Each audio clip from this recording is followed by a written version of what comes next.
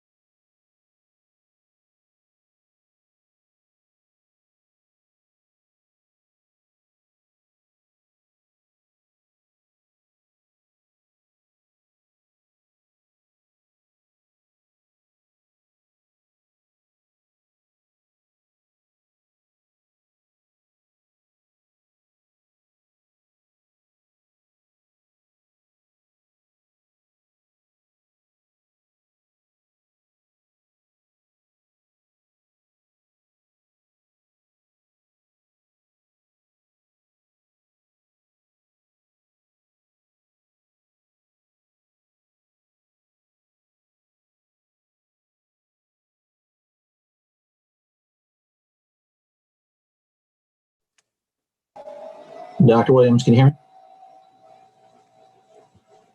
Yes. The provost and Dr. Kelly are on their way from another meeting. They'll be here in a minute. Okay. Yeah. Thanks for letting me know.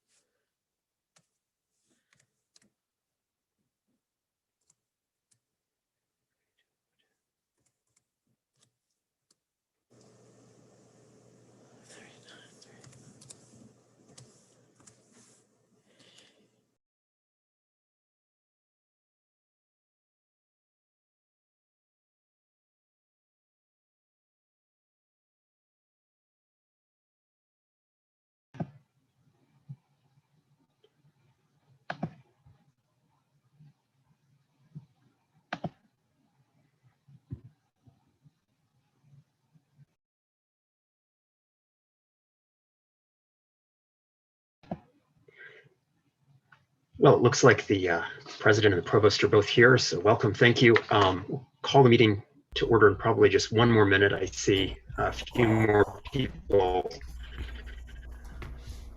coming in, but I think we're probably at or very close to a quorum right now.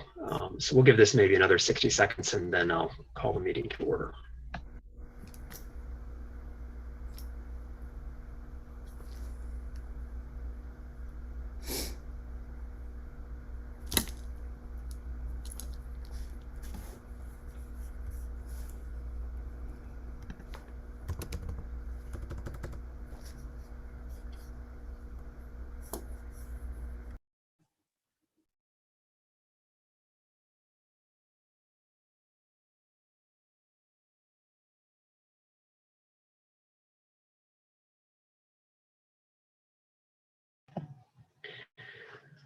Well, good afternoon and welcome to the June 11th meeting of the Faculty Senate. I appreciate so many of you taking time out of your summer teaching or out of your summer research or other summer activities to come to this meeting and to engage in some important business of the Faculty Senate. So we'll now call the meeting to order. The minutes have been approved electronically, of course, of our last meeting, and I think we're ready for the roll call. Colleen. All right. Barber. Here. Barrett. Here. Boumineer.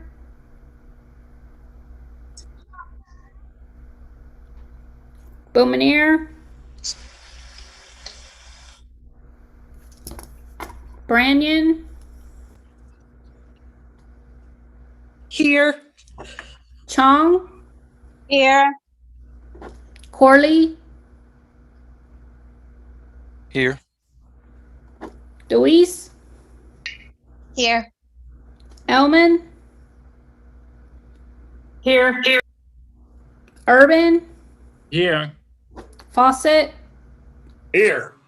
Fuentes,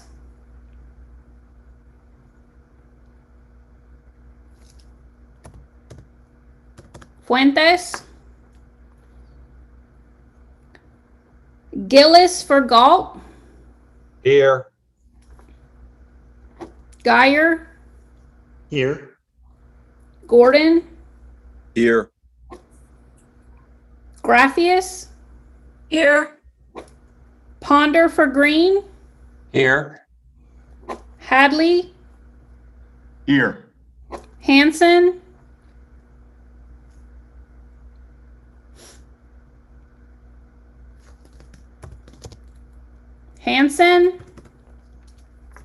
Hill, Here. Hodges, Here. Ivory, Here. Harapasmino, Here. Kellison, Here. Kimbrell, Here. Varga Furnice, Here. Koshkas,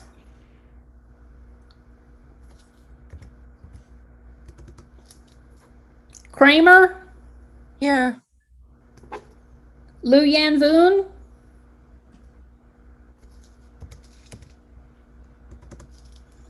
Lee, Here. McKinnon, Here. Mbai,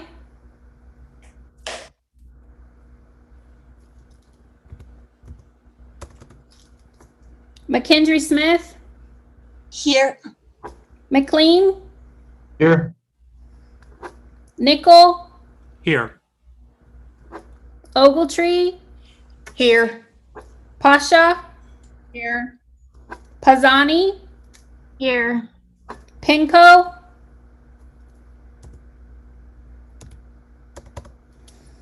Reese,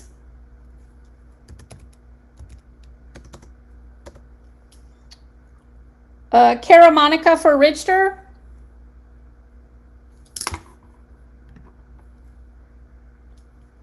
Santiago, Here. Scullin, Here. Self,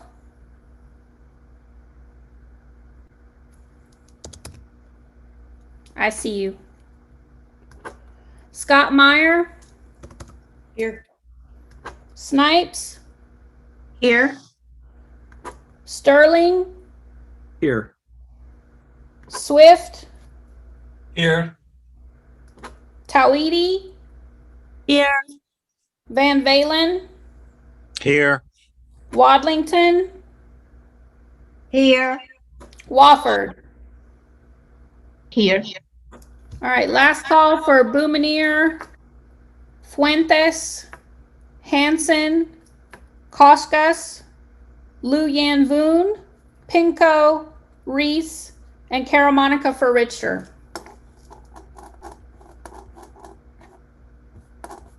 All right, thank you.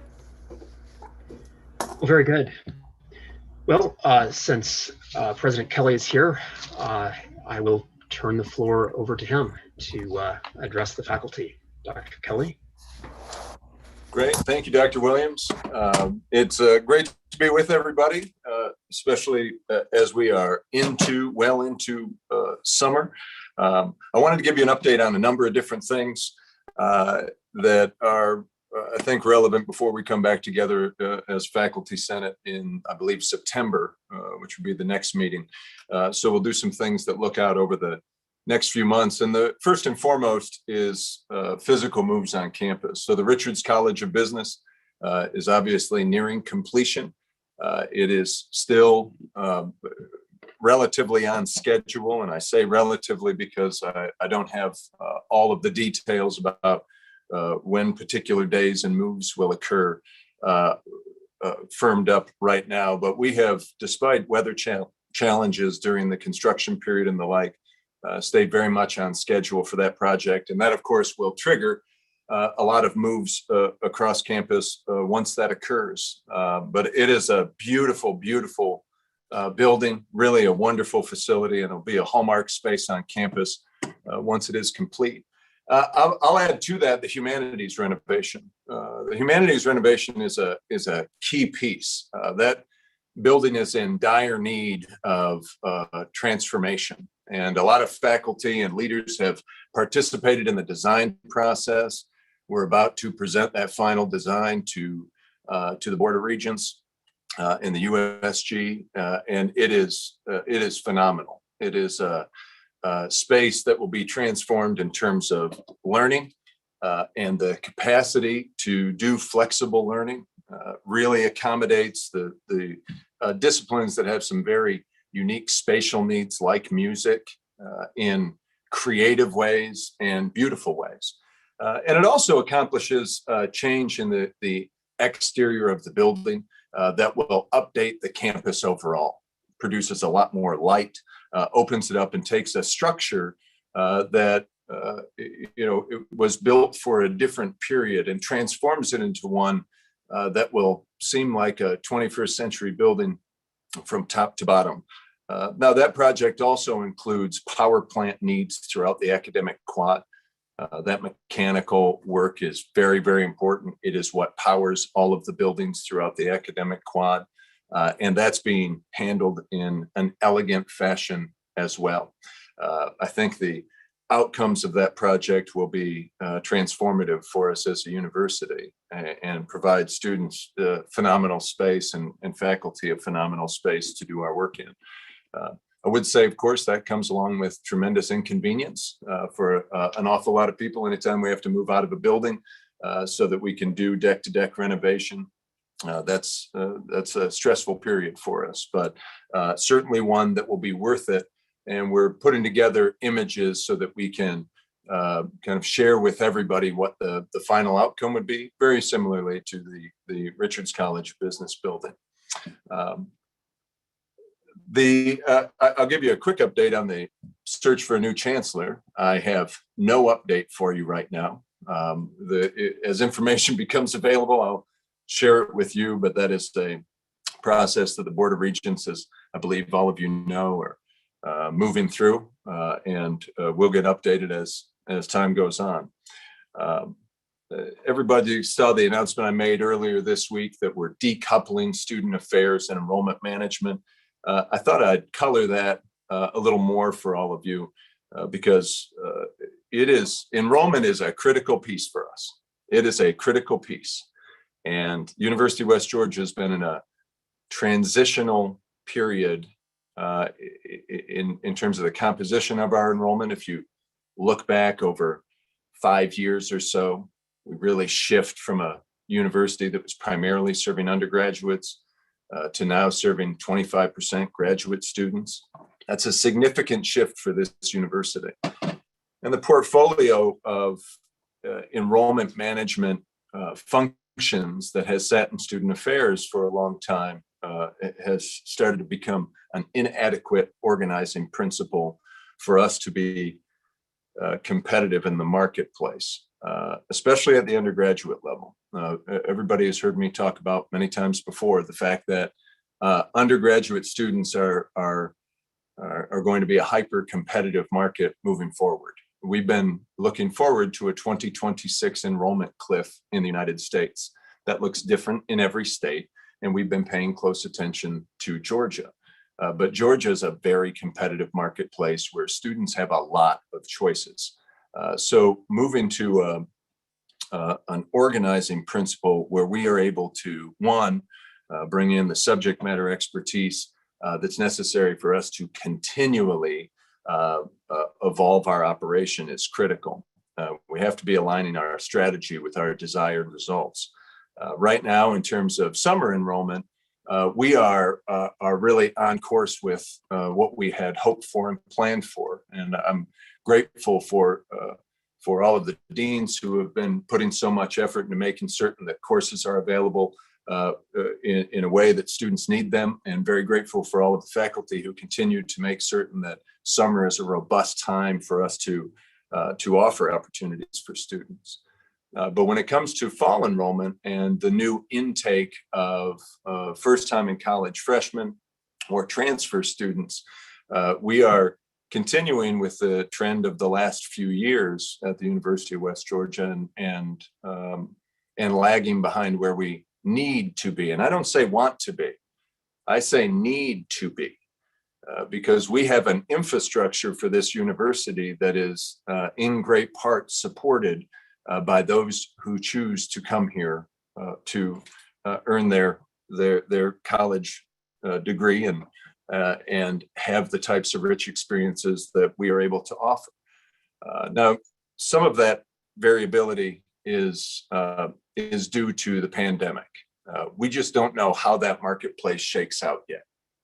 Some of it is influenced by the fact that ACT and SAT scores were not required for any USG institution or most other institutions across the country this year. I think we talked about it last time we met. USG is going to be adding back in the requirement of ACT and SAT scores, and we'll be resuming the type of tiered admissions and access policies that the USG is designed around in many ways, which makes us a more organized marketplace than most states in my experience. But breaking those functions out gives us the ability to really focus in on core functions. I say that this way. We have a provost who oversees academic affairs, who works very closely with the current vice president for student enrollment, or for student affairs and enrollment management. And that gives a full life cycle between those two units of retention and graduation. But the recruitment piece is a different skill set. It's a different set of functions. And we need to make certain that we have a team that's really concentrated on a very competitive, changing, ever-changing marketplace. And this puts us in the position to do that. UWG has recruited undergraduate students. And because Georgia's been growing, we haven't probably experienced hyper competitiveness the way it's been in other states. But we've recruited undergraduate students really in their last year of high school. That has been the model that has fed this university for a number of years. And that model started to fall apart a few years ago. And we've had to adapt to a different approach. For instance, we can't just go, well, we've been recruiting seniors in high school, and now we're going to start recruiting juniors too. We're talking about interventions with middle schoolers, with making certain that we're building awareness and value on behalf of the University of West Georgia and presence in people's minds, both their parents and those prospective students much, much earlier, to try to create brand affinity and institutional awareness in a way that will put us into a more first choice position. For instance, you can track our resources. When we invest in let's say 4 quadrants of undergraduate students, when I say 4 quadrants, I mean a top quadrant that would be very high performing students academically, valedictorians, salutatorians, toward the top of their class. And we can attract a certain number of those students, and do on a regular basis. If you look at the number of valedictorians and salutatorians from this year's senior class that are coming to the University of West Georgia, it is notable. And I got a chance to speak to all of the valedictorians and salutatorians in Carroll County schools just a couple of weeks ago, and it was great to meet 3 of our new students among them. But we have to understand exactly what is required what type of investment is required to have those students attend the University of West Georgia. And then you look at that 4th quadrant. That 4th quadrant has less to do with academic performance and more to do with what resources are needed, support resources and the like, to make college possible. And those are the 2 quadrants that we've been concentrating on. when in fact, most of the graduates of the University of West Georgia, most of the people who come here and choose to get their undergraduate degree here and stay, come from those middle two quadrants. And for us to utilize our resources in the most strategic way possible and to be as successful as we possibly can in that competitive marketplace will be, as we formulate the functional units around strategic enrollment management, our focus will be to try to produce better results in terms of recruiting and balance out our student populations in ways that are going to ensure that those who are choosing to come to the University of West Georgia are both good for West Georgia and that West Georgia is right for them. And we haven't seen all of those results with the strategy that we have been using, which has caused some retention issues. So I will tell you that our hope for fall right now, if we are very focused on yield and melt. There's not much time left in this marketplace to attract any new student. We're really talking about capturing segments of students, really hoping that they are choosing the University of West Georgia for the right reasons, and then making certain that we set them up for success so that when we come to our census date, which is about October 20th, and that's when we actually lock in our enrollment for the year, that we will, my hope is, be flat. Flat coming off of COVID-19 would be a good result for the University of West Georgia since we've been declining in terms of our undergraduate enrollment on a multi-year cycle. Now that's requiring a change in mindset. So I want to give you some insight into that too, because New Student Programs has done a really fantastic job adapting some of the practices that we've learned in the pandemic year to creating a better student experience moving forward. Traditionally, UWG has hosted a handful of orientations. They consist of 8 hours of programming, 2 days in a row. It's like 16 hours of people talking to you. The product of that has been things like thousands of questions about financial aid that come from students. And we're following up on these for weeks afterwards. And I'm sure not getting all of those questions answered.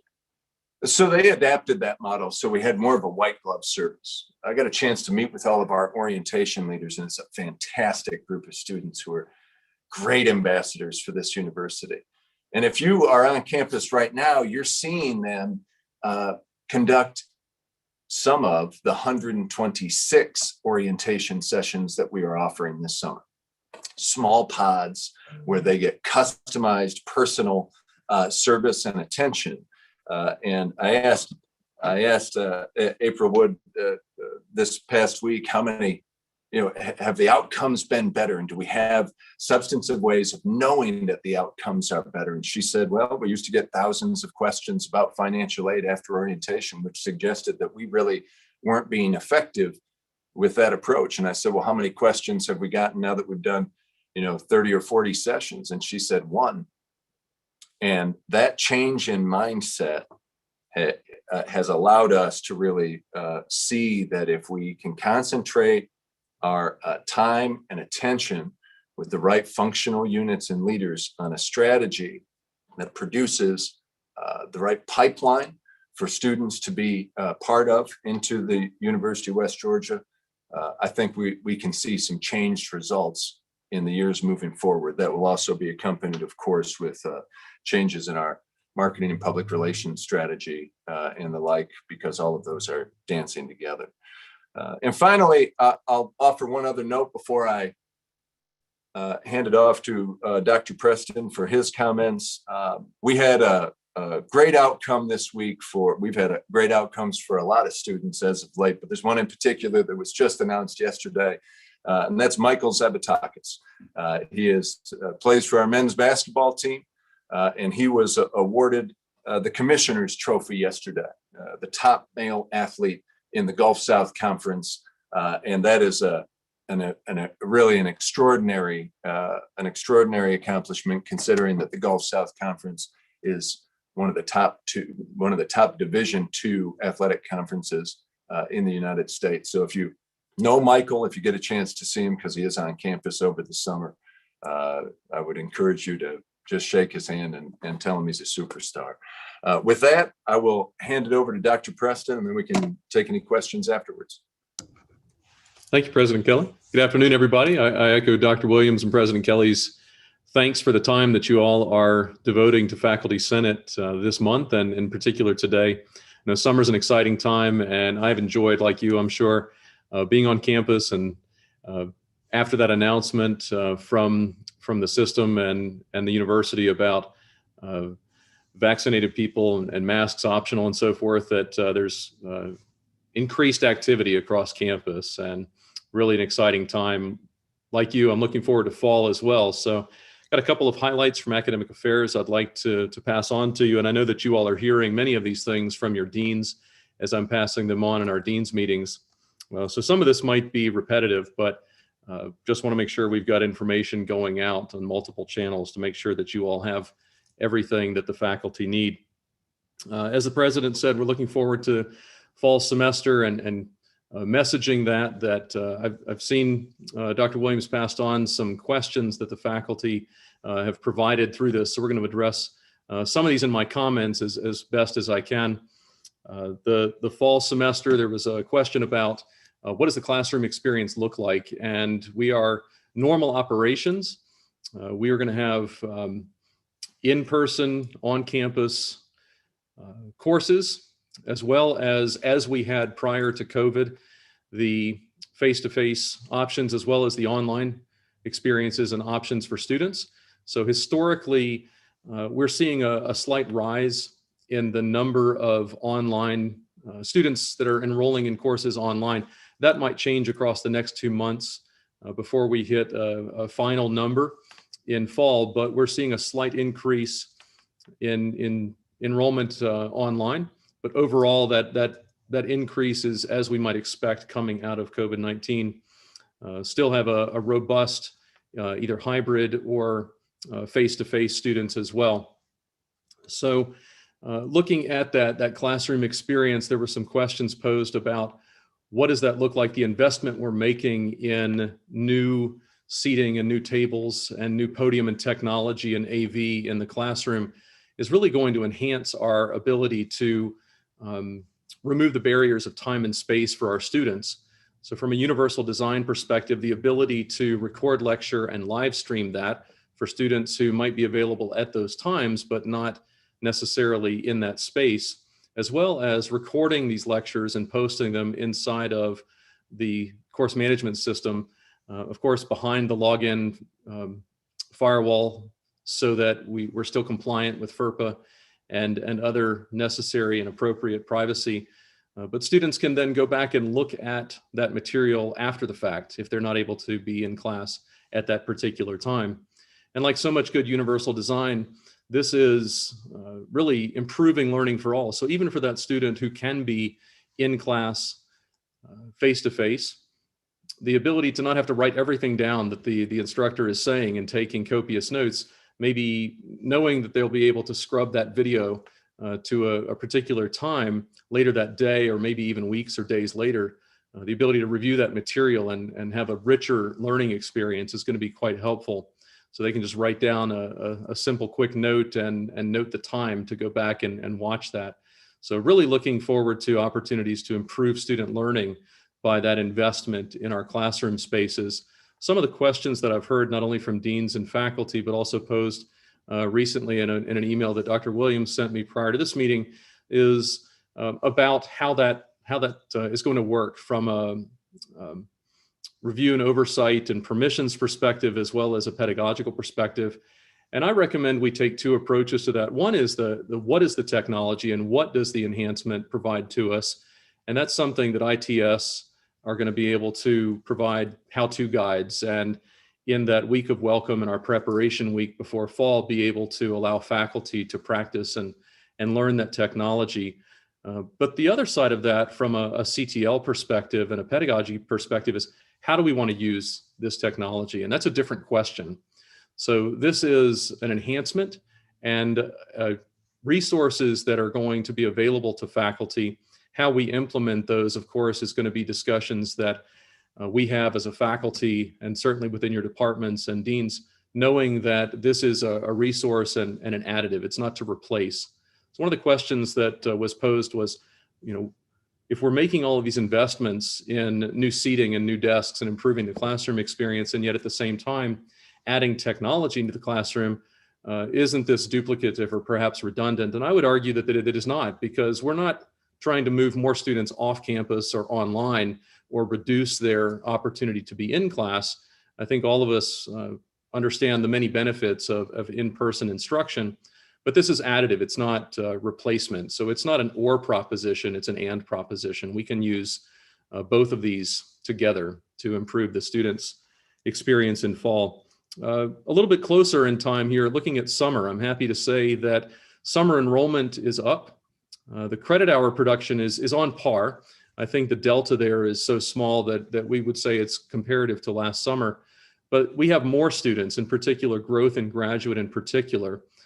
So we are seeing some positives in summer of 2021, still an eagerness for students to participate in the life of West Georgia and see that value of taking classes in summer, either to remediate and take courses again or refresh if they didn't perform as well as they'd like to in past courses, but also to get ahead, making sure that they're advancing their academic studies and graduating as soon as possible there. So we've got great, robust enrollment. There is some fluctuation on a per program basis, and I've been communicating that to the deans, and they've done a great job to try to, in areas that have been in decline from one summer to the next, to really work with the program coordinators and make sure that students are aware of these options.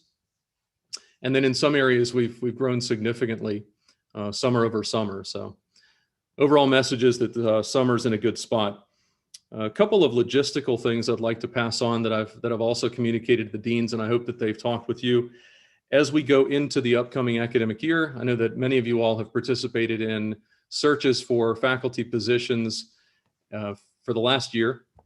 And as we move that forward, one of the criticisms and challenges that we've seen, not only just at West Georgia, but also as a national trend, is the use of letters of recommendation and the possibility of some negative impacts on those from a potential bias perspective.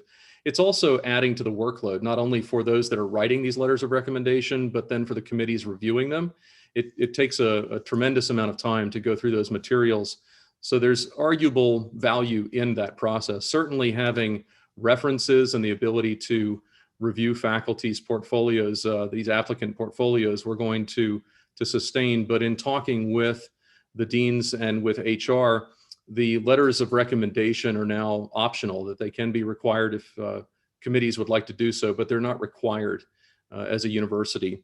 So that should help reduce the amount of time that it takes to properly vet candidates, and also help level the playing field and make sure that our review of these candidates is as equitable and fair as possible. Another update, happy to say that the Vice Provost, and thank you to everyone who's participated in that process for the search for the new Vice Provost, as well as the new Vice President for Innovation and Research. Those searches are going well, and hope to have announcements soon for those. Appreciate, again, everyone's contribution in reviewing and providing feedback throughout that process. We've got great search committees and very robust candidate pools there. Also want to give you an update. I met a number of faculty had interest in study abroad and study away, and that office with Dr. Doyle returning to faculty. And I've coordinated with her and that listening group. So we have the advisory council for that will be renewing and meeting again. We want to make sure that education abroad is vibrant and growing at University of West Georgia. And so we're still working on who's going to be the director of that, but Dr. Doyle has hopefully reached out, and I've communicated with her that we're going to be extending the deadline for the applications for study abroad into September, as we've done in past years prior to COVID, and make sure that faculty have time to prepare for those. And then also provide support in this upcoming year for new programs to be created. So the first phase is to make sure that those programs that were active pre-COVID are restored, and we have those faculty and student opportunities. and then look creatively at expanding our Ed Abroad and make sure that we are going into locations and supporting disciplines on site that are meeting the needs and the changing needs and interests of our students and our faculty. So more information to come on Ed Abroad, but that is good news that we've got that extended timeline so that faculty can submit those, and we've got the most robust things possible. I'd also like to comment on our SACS COC reaffirmation of accreditation. That visit and that process is targeted for about 2 years out, but it's important for us to address sooner than later the QEP process. And so what we're working towards when we come back in fall is a robust and inclusive opportunity for faculty and groups of faculty to propose QEP areas of focus, and then vet those and circulate those across the university, get a lot of input and a lot of opportunity for comment. And then in spring of next year, kind of coalesce around and build consensus around a university-wide QEP that can be applied broadly for all students and all majors and all programs, and then start implementing that in earnest well before our reaffirmation visit. So there are a number of things that I'm sure faculty are interested in proposing and promoting. The QEP, as SACS COC defines it, is an area that we are already doing work in, so it's not an additive, but it's an enhancement of our existing kind of our DNA of what makes UWG unique and special and what we emphasize. And so as we're thinking about opportunities to crystallize and solidify around a particular QEP that we all adopt, I'm looking forward to seeing all of the ideas that faculty have as we go through that vetting process, of course, with standing up a working group to help drive that, and then having a very transparent and inclusive and open process where all voices are heard in making that selection. I want to point out also, we've got some great things on the horizon. I know it seems like it might be far away, but summer of 22, a year from now, is going to be here before we know it. I'm talking with deans, and they'll be soliciting faculty input soon on building a robust group of summer camps led by our faculty and our students. And this speaks to President Kelly's comment about being in the community and having a long vision of enrollment and recruitment. And many programs, students are making determining choices about what they'd like to study as early as 7th grade, whether they're going into or away from certain fields and taking courses in middle and high school. And so the motivation of building this summer camp program is not only to provide great opportunities for students or potential students coming in those middle and high school ages, giving them great experiences on our campus and introducing them to West Georgia early, but it's also to let them dabble in and explore different fields. So we'll have a very robust and diverse set of summer programs led by our faculty. And so that will be developed across the upcoming year and led by those faculty. So great opportunity for summer employment for faculty who might be teaching, might be doing research, but this is yet another opportunity for faculty. And then to employ our students to lead. I think I've told many of you that I went into computing because I had such an experience in elementary school in a summer enrichment program. And if we're looking at a long-term play here and the long market, reaching out to students 7th, 8th, 9th, and beyond in these early formative grades, they're going to be coming to West Georgia and they're going to say, I want to study in X, Y, or Z because I had that summer experience when I was in middle school or when I was in high school. So winning the hearts and the minds of those students as early as possible, and really showcasing the great programs and the great talent of our faculty and students as publicly as possible. So look for more information about that, but we've got some great opportunities. And as I said, it's going to be here before we know it. So formulating the ideas and the topics, advertising that, because families, as soon as the end of this calendar year, will be starting to make plans for summer for 22. So we'd like to be ahead of that curve and make sure that we're on their radar early. Thinking also ahead, we're looking at the comprehensive analysis of programs. We've got a significant amount of data that we have collected and passing on to the deans That'll be things that we're looking at from credit hour production and enrollment and DFW rates, the critical path through academic programs and prerequisites, and making sure that students have options and flexibility in our academic programs, looking at all of our academic programs. This fits in with the university's comprehensive analysis of programs, not just in academic affairs, but throughout the entire university. And so we're looking at things on a per program basis, and academic leaders are working on kind of framing that out in the summer and then creating opportunity for robust conversations with faculty starting in August. It goes really beyond the numbers though. And I know we've talked about this before, but I'd like to emphasize that it's the co-curricular activities. It's the comprehensive nature of the University of West Georgia that's essential, and capturing all of these stories about our students and all of these co-curricular things.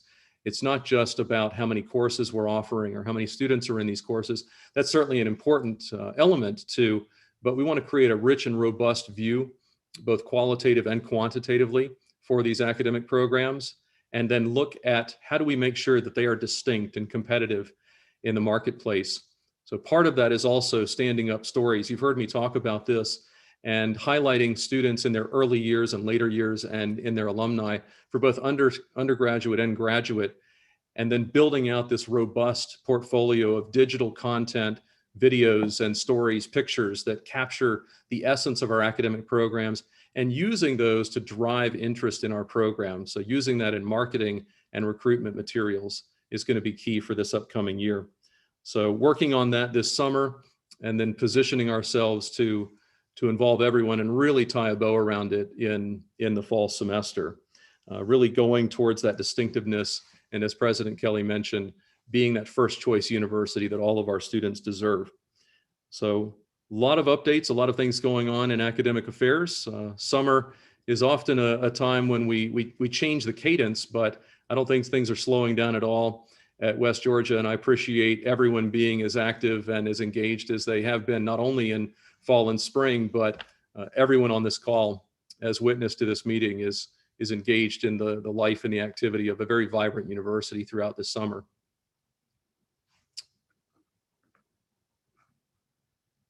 Dr. Williams, I'll turn it back over to you.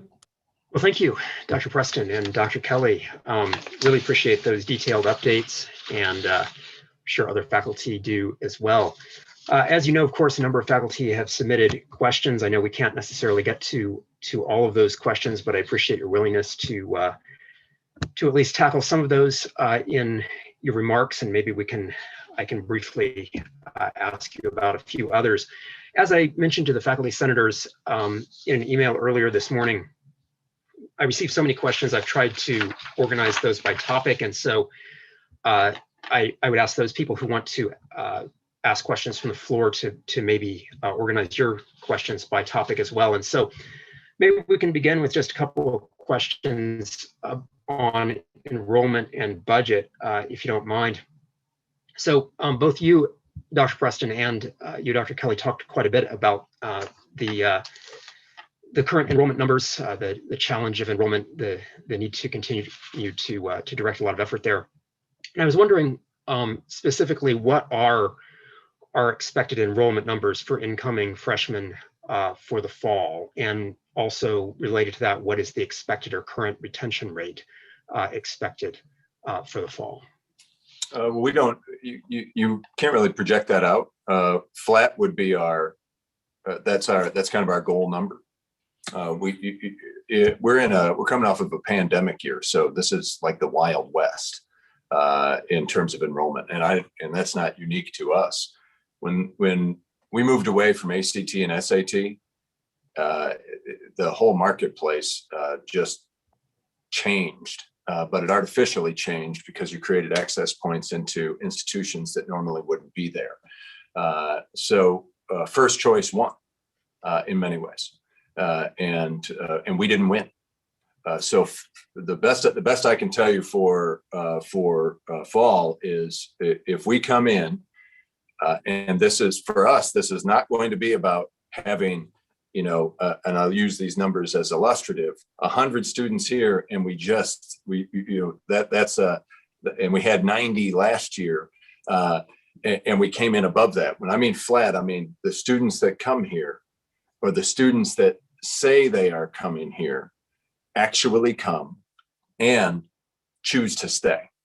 And that's where yield and melt comes in. So retention is going to be figured out during the course of the fall semester, and we don't really book that until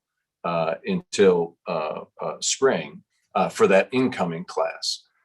Right now, for our upcoming class, and I believe Dr. Preston probably, I don't have the numbers sitting in front of me. I can get those to you. We're on track with our continuing students, and John, fill in the specifics. But again, that's not going to be worked out until we've gone through the entire revising cycles and the like. There's a lot of work to do during the course of the summer on that front by an awful lot of people. I would also note regional comprehensive universities are, and we are no different.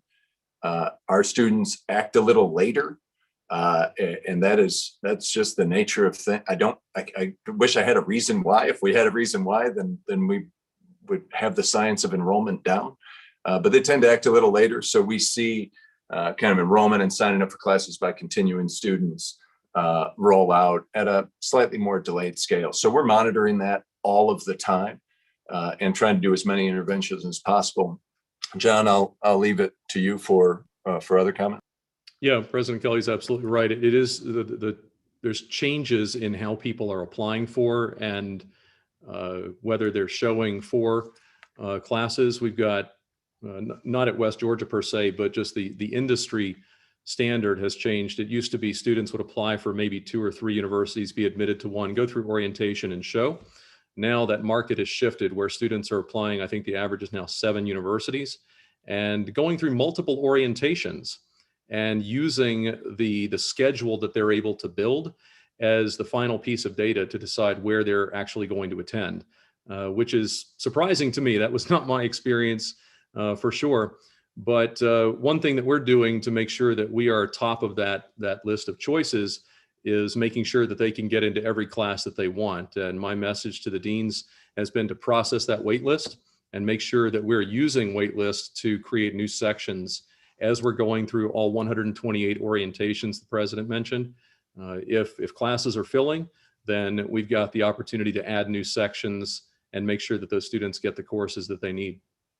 Yeah, I would add one other element to that, and that's we have to take the posture of a very competitive environment. Even once we kind of shake out of the pandemic economy that we're in right now, and we don't know where everything's going to land, we are still going to have to make certain that we are getting better, that we're offering things that students desire, and that goes for academic programs and experiences and in ways that they desire. Because the thing that's hurting us right now is us. Other universities are shifting to do exactly what I just described. And if we are slow to do the same thing, students have lots of choices and they're making them. So it's important for us all. And Dr. Nickel said it during our last faculty senate meeting. It was, how many experiences does a student have to have? If you have a negative experience, does that decrease retention? Do they start to think about other options? Absolutely. Everything matters. Everything matters. That's why doing a comprehensive program analysis across the university is critical for us. Because if we don't kind of change toward them and evolve toward them, then when other institutions do, we will be the ones who experience that loss. And that's as frank as I can make it. Yeah, well, thank you. I'll open it up in just a second to questions on enrollment and budget. I do have one question on budget-related matters before I do that, and that is, a lot of faculty are concerned if we have some enrollment challenges and, of course, cost-conscious measures. Where is the new money coming from for additional BP positions and other items along those lines that are being added? One, don't expect new money. The state has not given new money.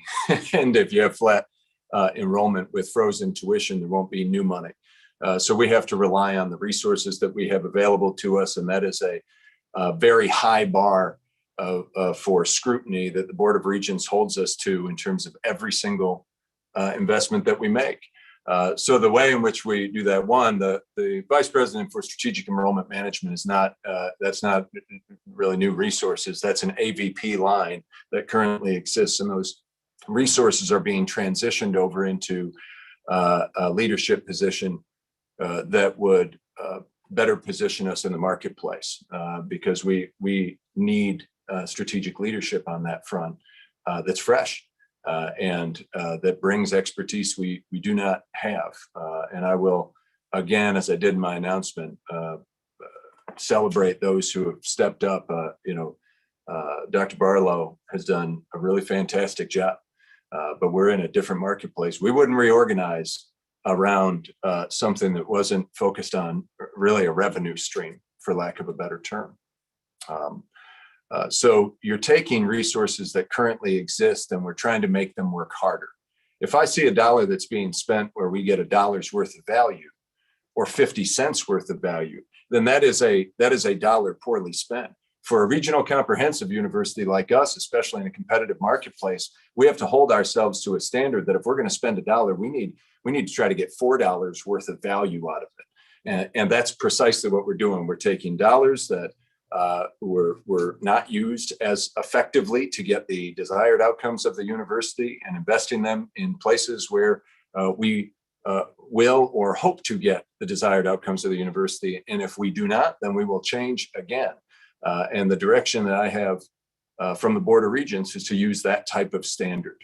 Bear in mind, we are a state university.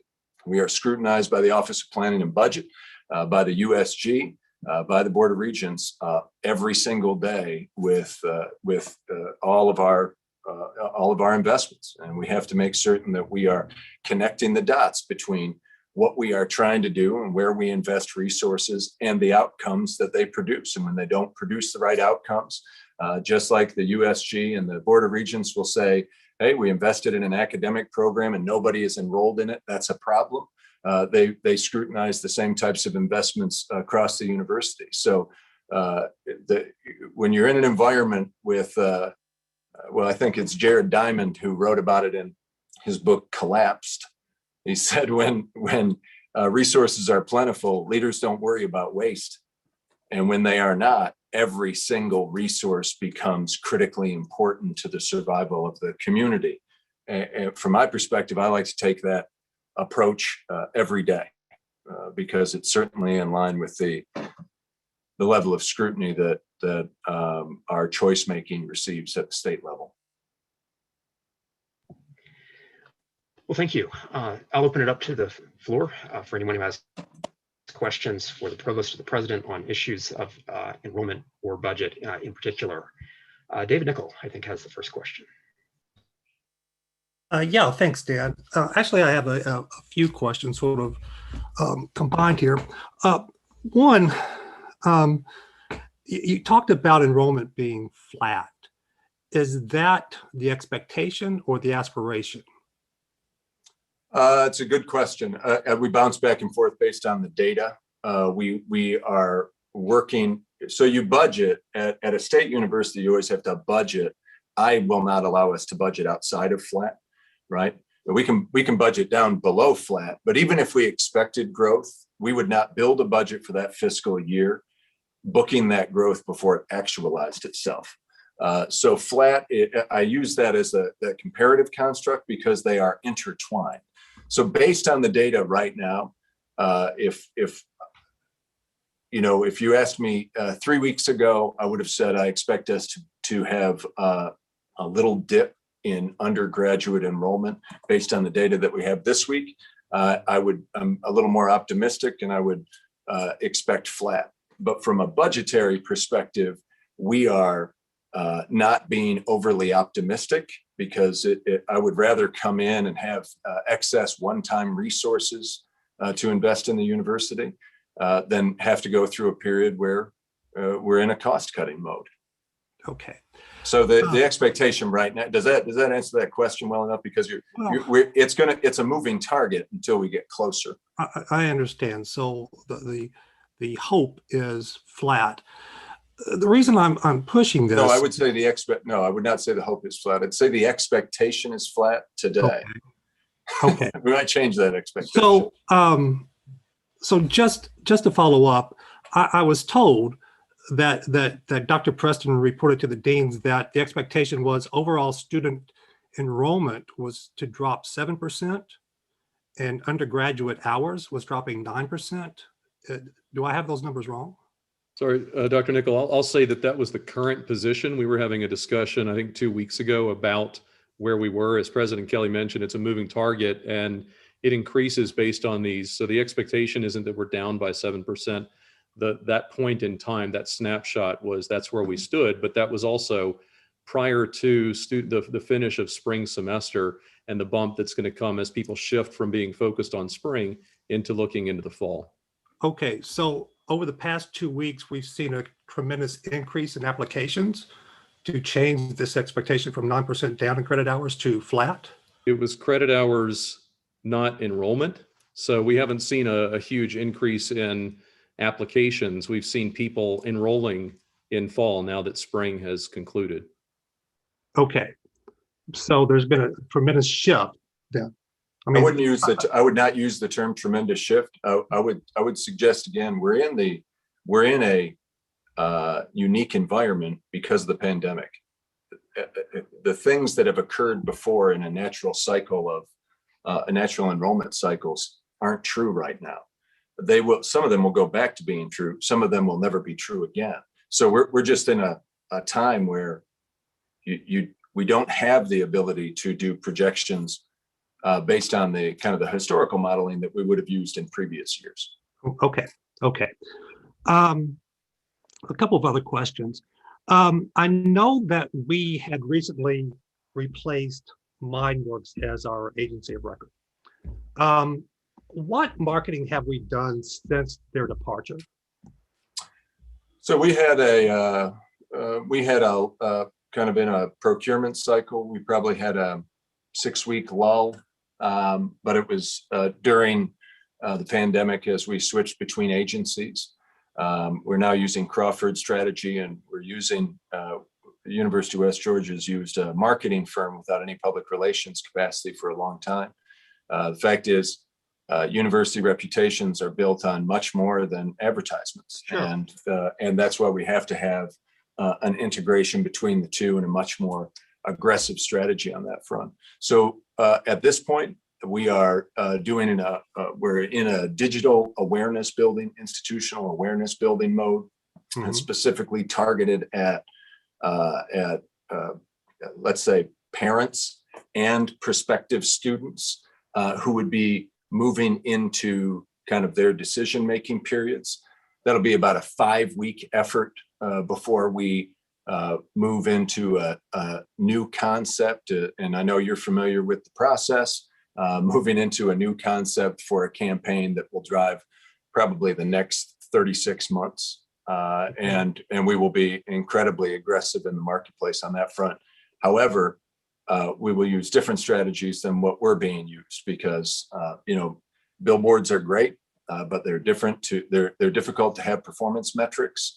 We're paying attention on a weekly basis to social media analytics, to web traffic, to specific sites that tell us about where the marketplace is in terms of enrollment or in terms of interest in the university toward the end of enrollment, and putting new tools online as Crawford strategy.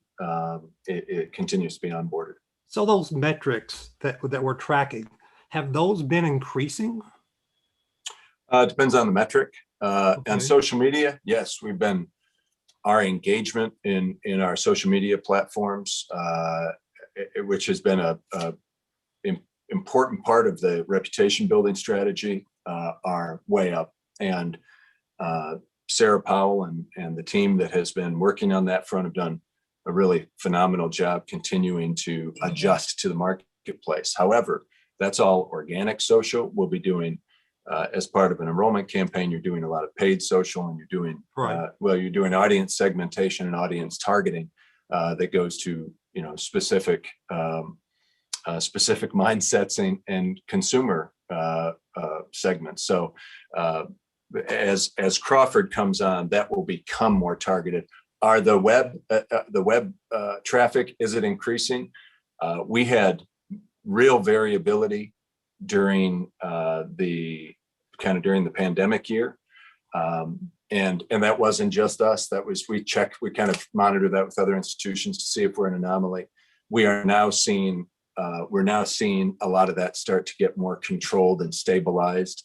And as we are entering back into the marketplace with a new support system through Crawford, we're going to see the kind of tepid increases that we've seen will be driven because when we saw the higher traffic, we were doing more paid segmentation in the market. Okay. One more question, and I'm sorry, Dan. Well, one, I'm really pleased to hear you use terms like segmentation and mindset. So that's very cool.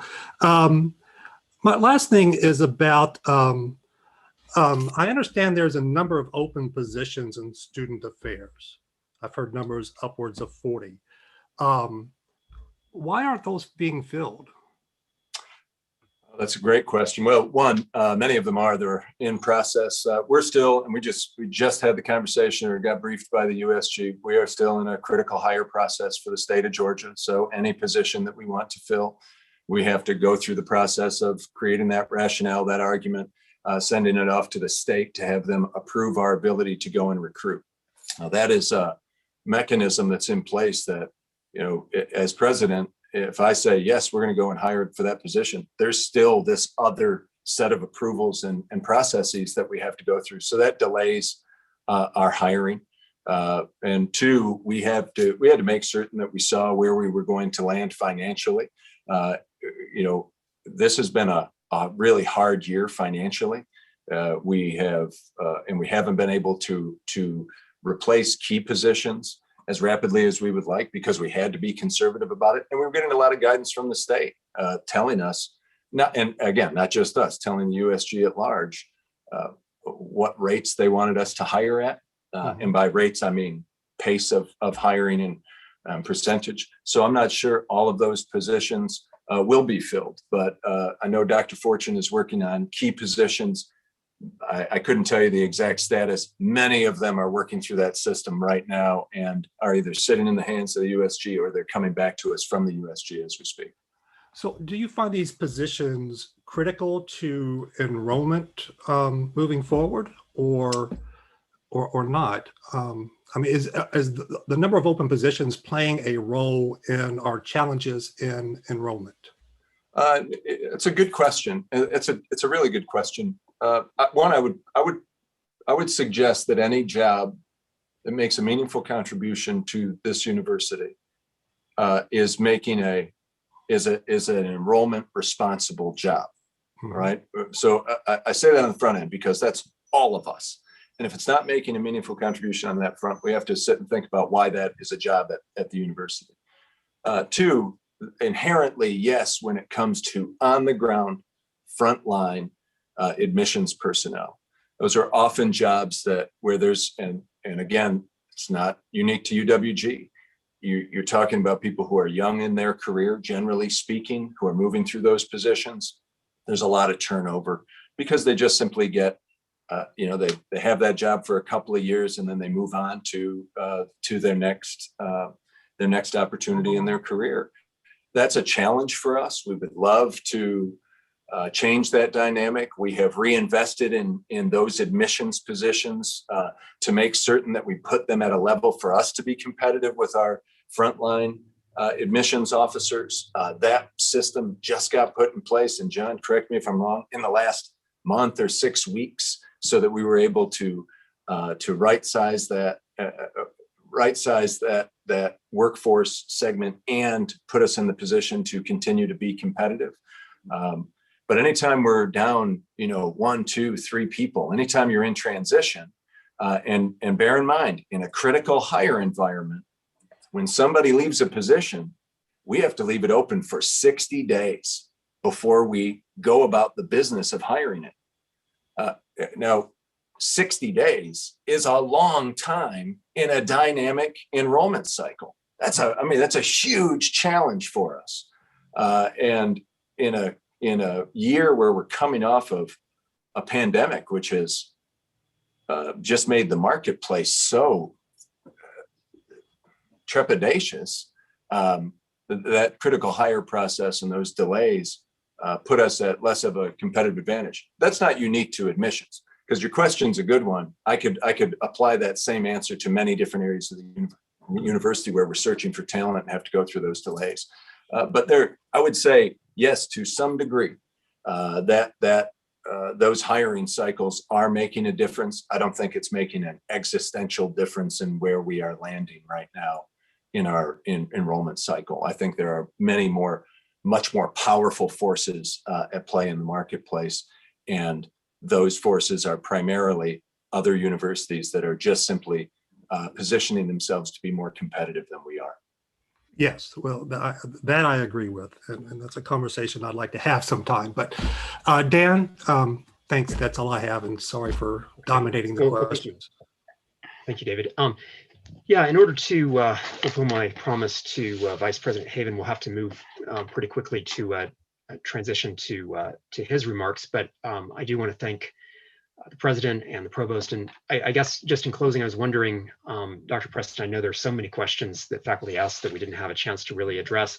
There's one that came through in the chat, though, that I was wondering if you could just quickly address, because it seemed like a very straightforward question. One of the COE faculty members on the Senate asked, Dr. Preston, could you give us an update about the COE dean search?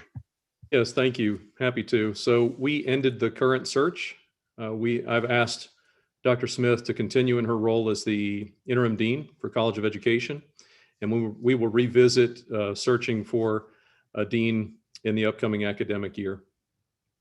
So that message was conveyed to the College of Education. I thanked the committee for their service.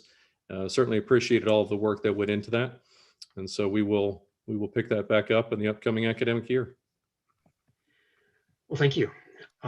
Thank you both for your willingness to take these questions and address faculty concerns. Vice President Haven, thank you for your willingness to make time in your schedule, your very busy schedule, for some brief remarks at the Faculty Senate. I know a number of faculty senators had a significant number of questions on the issue of the parking fee increase, and we'll move to that agenda item next if there are no objections to this slight deviation from the normal agenda order. So I'll open up the floor to you to say whatever you would like. If you want to take questions afterwards, I'm sure people would appreciate it. Yeah, we'll be happy to hear what I you have to say. appreciate you and Dr. Kimbrell asking me to come and talk. I'm going to do the best I can with my throat. I had surgery and was intubated for several hours on Wednesday, so my throat hasn't exactly caught back up. So I apologize. The big question, why are we going up on the parking rates? Some of it, I think Dr. Kelly hit on already, in that undergraduate enrollment has been going down for several years. And that includes prior to COVID. And COVID certainly exacerbated some of that. And at the same time that essentially revenue is going down, we've had the fleet is getting older, and the maintenance costs on the buses are going up, and the costs to replace a bus or do a significant capital refresh, we haven't had money to do that with. And in fact, a year or two ago, the students had a fee increase to be able to go ahead and fund some of these capital refreshments. And rather than investing that money in the fleet, it went to the bottom line to keep the operating budget solvent. And anytime you kick capital maintenance and deferred maintenance down the road, it's going to catch you. And this last year, we had a number of major issues with different vehicles in the fleet. At the same time, for reasons I'll never fully understand, some of our bonding projects on campus were refinanced in the last couple of years, and parking was one of them. And it was bonded with an ever increasing student enrollment on our campus, which even prior to COVID, we know that that was a challenging assumption, especially with the 2025-26 cliff coming. But that's what's in the bonding statements. So if everything stayed perfectly the same, the budget goes up about $10,000 a year just for debt service and interest payments. And it will continue to go up over the next couple of years. So when we looked at parking and transportation, along with all of our other auxiliaries over the winter, we had already taken action to try to cut as many costs as we could. We tried to run as few buses as we possibly could. At the same time, we met with student government to make sure that the students that were living here on campus felt that they had adequate transportation to get around campus and around town. And from there, we started to figure out what's the deficit that we were going to have to come up with financially to be able to have a solvent budget going into the next fiscal year. And as Dr. Kelly just indicated, you know, we're assuming a flat enrollment for the next fiscal year. So because there isn't going to be a spike or that V-shaped recovery of enrollment from a budgeting perspective, we had to figure out how to budget the parking and transportation so that it could survive on a flat budget model, and still be able to go back into the equipment refresh and investments that we sort of already owed the students from their fee increase before. And we certainly couldn't go back to the students and ask for more money when we really didn't deliver on the fleet upgrades from the last time they got a fee increase. And the Board of Regents certainly would have never approved of it either. So that really put us in a situation after having squeezed out all the expenses that we could and recognizing that we had increasing costs to go, well, where else could we generate funds? So we really had to look at our faculty and staff and figured out how much money did we have to generate. And we looked at it from two different budget models. One was the progressive model, which we did follow. The other was, well, what if we just divided it up by the number of employees and made everybody pay the same? And, you know, fair, this sort of depends on who's wearing the hat.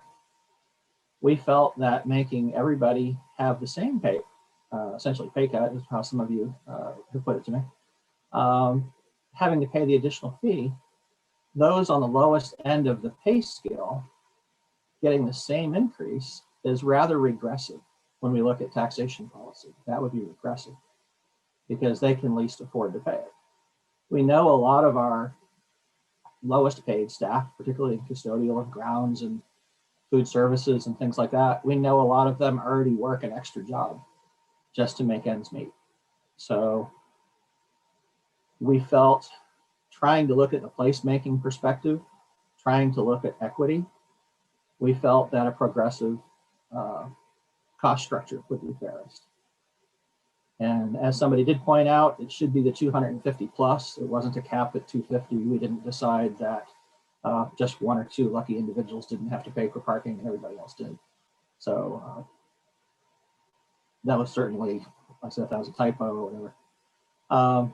But that's what we ended up kind of having to do, is how to do this fairest.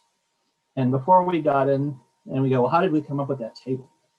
You know, we went and pulled data and we looked at all of our employees and tried to break it up into pay bands to figure out how to do this as quote unquote fair, equitable as possible with that placemaking mindset.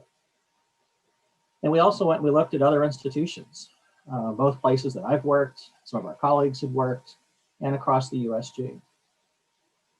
And at my last institution, you know, for me as a vice president to be able to park up front, it was $600.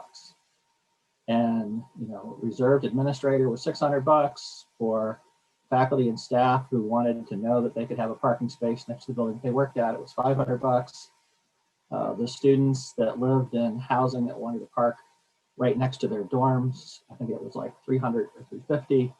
And then those faculty, staff, and students who wanted to be on the perimeter, then, they paid $200 or $250. When I was at UF, it was actually double that. If you were in a covered garage, it was $2,000 for your assigned space. And I think even as a faculty staff with a hunting permit rather than a parking permit, I think I was paying over $300 a year for that. So we did look across a lot of places and we said, this is pretty amazing. What is going on here at University of West Georgia? And at the same time, our students who are supposed to be our customers, we charge them the most and we make them park on the perimeter. So not something that feels very placemaking for them. And again, I said we really couldn't go back and ask them to pay more. So that was kind of how we developed the model that we were at. Some folks asked, why didn't we put it out through administrative policy update? It really wasn't a rewrite of the policy. It was a change of the amount of money. I'm certainly happy if we have to do a fee increase in the future to take that route and publish it more broadly. I had asked, how did we do this in the past? And the answer was, take it to student government, take it to staff advisory, and take it to faculty governance committee. I'm ex officio on the budget committee. We were really dealing with a budget issue. So we took it to the budget committee. Wasn't an intended slight on the facilities committee, it's just we weren't changing the facility. Couple other questions had here that I can try to answer. I said, for COVID, again, we did the best we could. We had to run buses. We couldn't put more than half the load of students on the buses. And let's see, what else we have on here? Yeah, we do run the bus to Noonan. We've had the conversations with the provost and he's on board that as we start to grow more of the move on when ready students, as we run a bus to Douglasville, that those types of students, we're not able to charge parking and transportation fees to. But it's also not fair to come back and expect, the mothership to pay all of that from those parking and transportation fees. So that's something that, because it's being driven by trying to bring the students to campus, that'll have to come out of the tuition and fees that comes to the institution, rather than expecting everybody else to just cover that with parking and transportation. So we're sensitive to that concern and we've already been talking about that. Question was, what happens if we've got multiple family members? One of the cool things is we're going to the hangers rather than the window stickers. So you can swap it between cars. So for like right now, I have 2 vehicles and I've paid for 2 permits, but next year I'll have to pay for 1 permit. And if there's partners or significant others that carpool together, then, whoever's the lowest paid person buy the sticker or the hang tag and away you go. A couple other ones here to try to answer.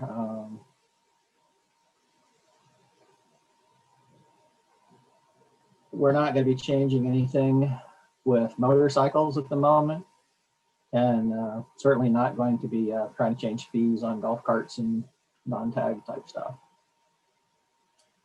So those were the big questions I think that I saw that he sent me. So I hope that clarifies things. Yes. Well, thank you. I think that was really very helpful. You addressed quite a few of the questions, and I learned a lot from this presentation. Just one quick point regarding the one piece of the story that I think I know something about. I really don't know a whole lot about the parking fee policy, and I've been interested to learn about it as we go along. But I do know something, I think, about the faculty senate process. My impression, you can correct me if you think I'm wrong on this, my impression on this is that this was introduced as an information item to the FITC in March through Wade Crenshaw, right? And then subsequent to that, maybe a week or so later, then Lori Kimbrell asked to discuss it at the budget committee meeting, and then you presented something to the budget committee. But it was always presented as an information item, right? You were not actually soliciting faculty senate opinion on it. It was just saying that here's going to be the likely rollout of the policy. Again, I would like things to be as collaborative as possible. We knew the financial situation that we had to solve. We knew what our deficit was. We thought we had put together a pretty good model and had talked to a lot of people to get to that model. Then it was a matter of socializing the model. If we had brought it in and everybody had said, "Oh my God, John, this is horrible. We don't know where you could have possibly came up with something this stupid," we probably would have paused and said, "All right, let's talk about it." And as when I came up with the policy before that was required by USG around the membership forms. Again, if we were off track, I'm glad to sit down and try to come up with something that's a better winning solution. But we had talked with some faculty, staff, and students in advance in building that model, and they said, yeah, it's horrible to have a fee increase, but it really seemed like you tried to take as many things into consideration. And the best way to swallow something that's painful. To add to that, we did actually activate the ability to do payroll deduction. So again, if somebody needs to spread it over some time, they can do that versus just having to pay it one time. Yeah, very good. Well, if you're willing to take some questions from faculty, I'll open it up. If you feel like you're extremely busy or your throat is giving out, feel free to leave at any point that you need to, because I really appreciate this. But if you're willing to take a few questions, I'll certainly be happy to open it up, and we may have some people who want to ask a few things. Do one or two, and I gotta get going. Okay, thanks.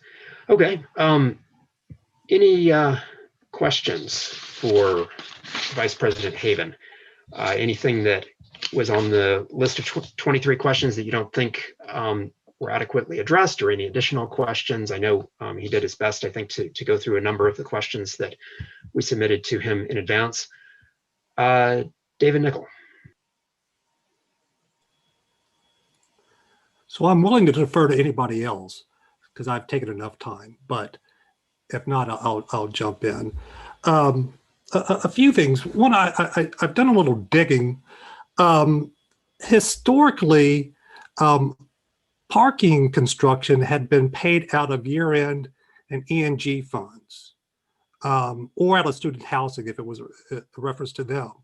So exactly what debt are we servicing if these weren't financed originally? We have a number of them that are, I can't tell you if it's lot J or H off the top of my head, but we have a number of lots that are bonded. I think they're up by the athletic complex, but I can't swear to it. Oh, okay. So what I was told was that came out of year-end stuff, but that's not the case. Not in all cases, no. Okay. In the proposal that was sent last time, you referenced that we were servicing debt for 6,200 plus parking spaces. Is that right? I don't have it in front of me. Oh, but that was the number that was presented to us. Are we actually servicing debt on 6,200 plus parking spaces? I don't believe so. I think it's a couple of lots are probably paid for, as you indicated, and other lots are not. Okay. So we're servicing a bond that's $500,000 a year. How much did these parking lots cost to construct? I can't tell you something. Parking is not cheap. And I know somebody actually, I did some research on that. And for all of the parking spots on today's dollar, it should run somewhere between 2.5 and 4.5 million for 6,000 parking spots. So it makes me wonder, what interest rate are we paying if we're not financing all of those spots and we're paying $500,000 a year? I mean, the math isn't adding up to me. Well, I can't tell you what we paid for construction here off the top of my head. My prior place, and when I was in Florida, we were paying $10,000 to $15,000 a space. And when we were doing garages, it was $25,000 a space. Yeah. I'm not sure. Well, we don't have any of those here. Right. I mean, you're making comparisons to UF, for instance, but this is Carrollton, Georgia. And we don't have parking garages or attendance at garages. I don't think there's any other place in Carrollton that charges their employees to park. So to increase our parking by a factor of 6, 7, 8 seems rather dramatic, don't you think? No? It's tiered based on people's compensation package. Yeah. And going on that, how is that determined? And why is that capped at 250,000? I'm not sure to tell you. Earlier, I clarified that it was not capped at 250,000. But that's what we were given. There was not anything above 250,000. And earlier, I clarified. I'm sorry, I must have missed that. My apologies. Yeah, he said that was a typo, that everyone's paying for parking, even the highest echelons of the salaries at West Georgia. John, my apologies. I missed that. But my question about this dramatic increase, and I mean, it's a huge increase for a lot of us, even if it's tiered. And I'm not seeing how it's compatible with an area like Carrollton. I'm not seeing any additional benefit that we're getting from this increased rate. It just, these numbers just aren't adding up for me. I mean, a lot of the questions that you're getting came from me. And I'm just not getting it. And I don't know what I expect you to say about that right now, but it seems you're asking quite a bit of us as faculty. I mean, one of the comments was that we're not getting a pay increase or health is going up. This is actually a hit to our income. Just, and the other thing, and I'll stop with this, is did this ever come to the Senate for consultation? Did you consult with anybody on the Senate when you said you were consulting with people? We took it to the budget committee. So the way this worked is that in March, Wade Crenshaw presented it as an information item to the FITC. And then Laura Kimbrell, as chair of the budget committee, was concerned that it hadn't gone through the budget committee, despite its impact on faculty's salaries or their take-home pay, I should say. And so at that point, Vice President Haven did talk with the budget committee about this. I think the concern was, and my concern as well as others' concern, is that it was always presented as an information item. And so there wasn't really an opportunity to weigh in on the policy. Certainly not the full Senate weighing in on it, but I would say in the context in which I heard about it, not necessarily even the committees weighing in on it.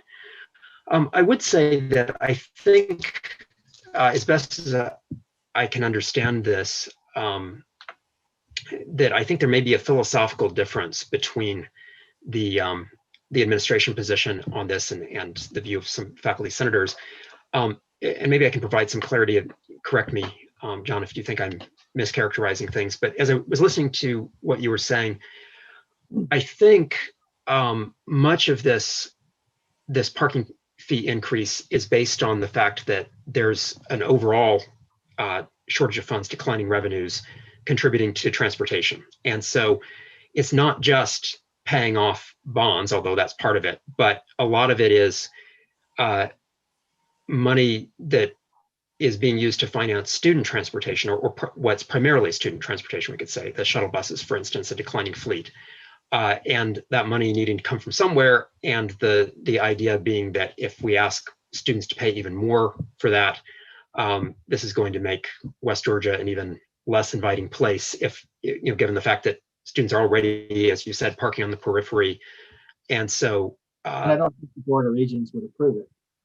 to be quite honest. Right. So, right, because there is, I do know for a fact, you're absolutely right there that the USG and indeed the state legislature are looking much more closely at student fees. And so there's not likely to, we're not likely to be able to generate money from additional student fees, even if there was that desire to do so. So then the question is, where's the money going to come from? And so faculty and staff parking fees looked like an area where that that could be a potential revenue source.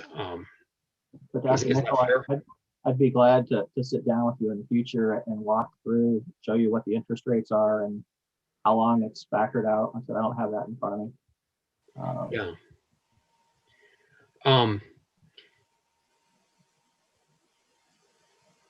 I guess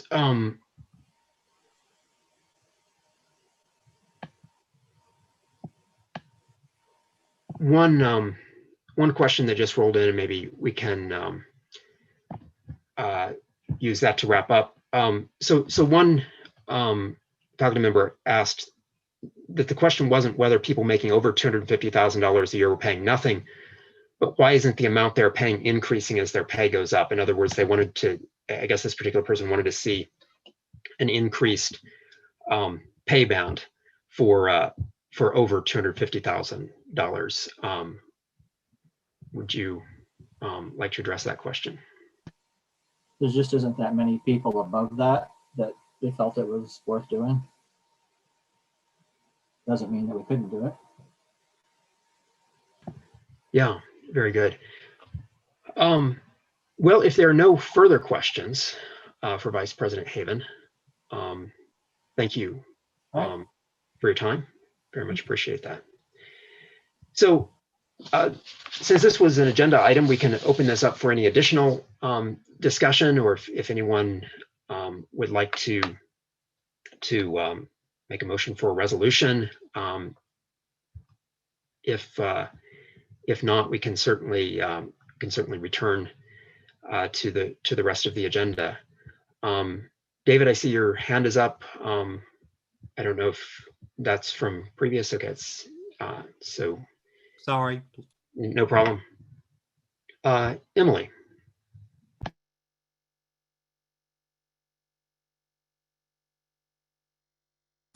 I realize that the Senate has other pressing business, but it concerns me that the parking fee doubles for people making the lowest pay amount. And there are staff here who are already doing the work that was previously done by maybe 3 or 4 staff previously. So their workload has increased.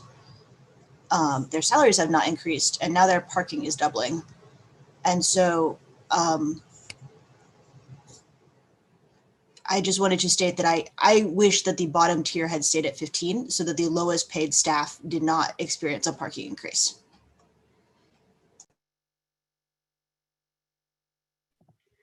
Yeah, thank you.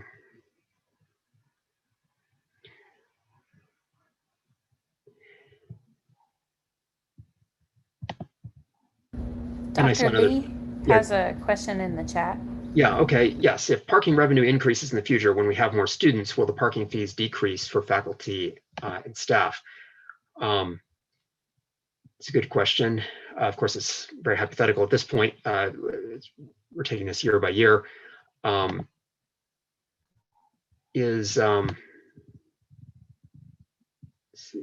I think, I'm sorry, I think Vice President Haven has left the call, so I'm not sure we can really get a definitive answer on this. So I'll just say that I think it'd be interesting to get an answer to that. I also think it's, it's something that wouldn't necessarily affect us this year, it sounds like. Well, let's return to the agenda. And I know that a lot of people really wanted to ask the provost some questions about classroom teaching and other things. If the provost wants to jump in and answer any of those, that's more than welcome to do so. Otherwise, I think we'll continue with the rest of the agenda. So first agenda item up is from the Academic Policies Committee. I was very impressed with all the work that the chair Dr. McKendry Smith put in on shared faculty governance procedure related to APC. So I will turn the floor over to you, Emily, and you can introduce that. All right. So throughout this year, whenever APC has had an item, there's been a question of, okay, is this an information item or an action item? And Colleen has very kindly often helped me by looking to see what we did in the past.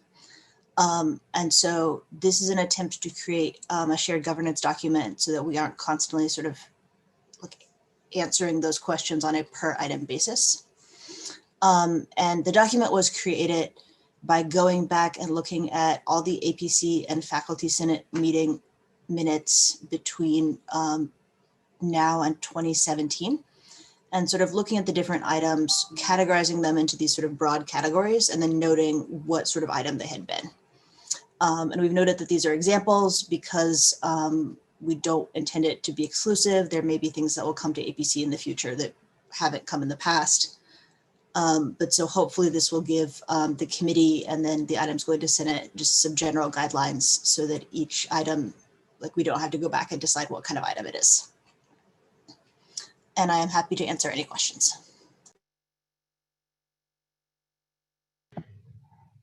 Any questions before we move to a vote on this? As I said, I think this was really impressive work based on extensive research. You demonstrated all of your research skills, I think, with this. So it was very thorough. Okay, I think we're ready for a vote.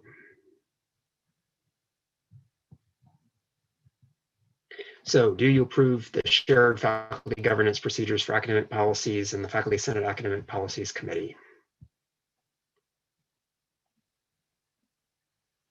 I'm gonna give it about 30 seconds. Okay. Although it seems unanimous. All right, it passes, unanimous. Okay, excellent. And I think you have one quick information item for us, Emily. All right, and our next item is that Jennifer Edelman has graciously and fantastically volunteered to serve as chair of this committee for next year. So huge thank you to her. Definitely echo that. We'll now turn things over to the chair of the Rules Committee, Dr. Angie Brannion, who's been working for months to coordinate with all of the committee chairs on revised charters for each of the various committees that make up the Faculty Senate. We've even consolidated two committees to combine them into one new committee, which is also included in this omnibus package. And if the Faculty Senate approves this, all of this will go up for a general faculty vote in August at the general faculty meeting. Angie. Hi, everybody. I have before you a proposal for all the Senate committees for you. I hope you've had a chance to look through them because every charge has been revised and the membership has been revised. The membership reads more generic now so that if another revision comes about, we won't have to perhaps change the membership as much as we did before. As Dan said, two groups were brought together, so we're down from 12 standing committees to 11 standing committees.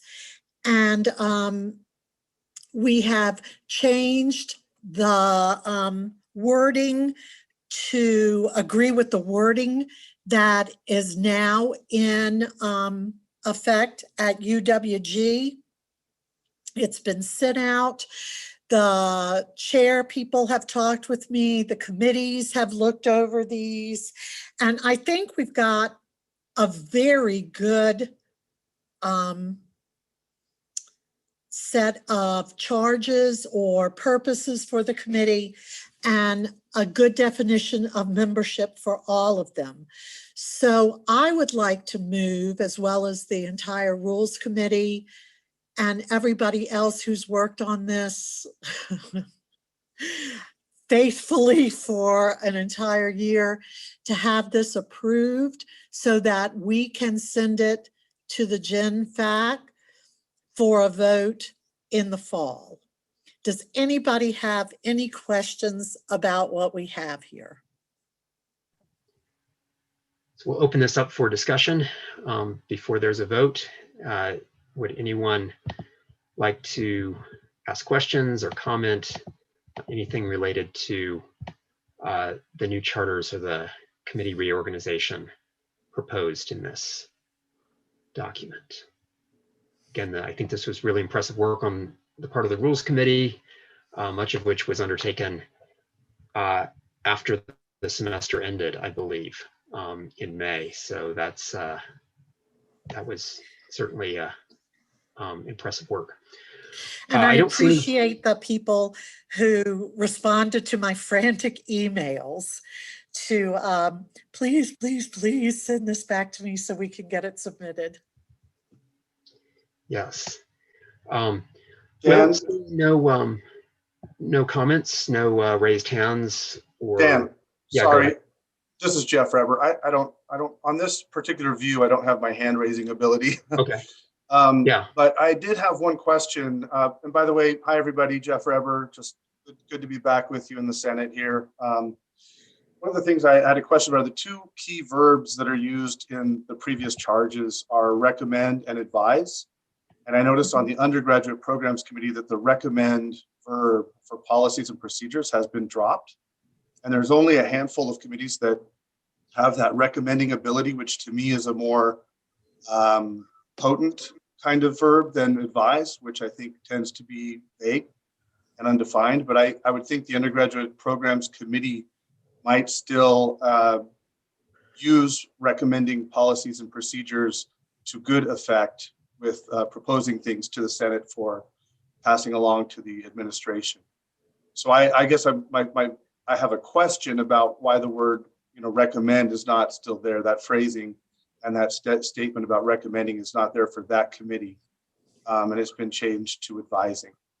Yeah, I think that may have been a decision that the UPC discussed earlier this spring. I know they took a very close look at their charter early on. So I think I'll turn things over to Rosemary to address that point. Rosemary? Yeah, thank you for the question. So actually, our intention was not to remove the word recommend. Our intention was to remove a clause that related to academic policies in particular, because that was something that the UPC had not done historically. That had been the purview of APC. So we were just trying to remove that clause that specifically had to do with policies. But we honestly, it never came up in our discussion that by doing that, we were also removing the word recommend. So that's at least how it came about. That makes good sense, and I appreciate knowing that. I think the word recommend connotes action items that would come from committees to the Senate for votes and actions that would be important. So unless the Undergraduate Programs Committee will not ever be recommending policies and procedures, I would strongly move to have that back in the charge. We can, Colleen, correct me if I'm incorrect, we can change it with a friendly amendment?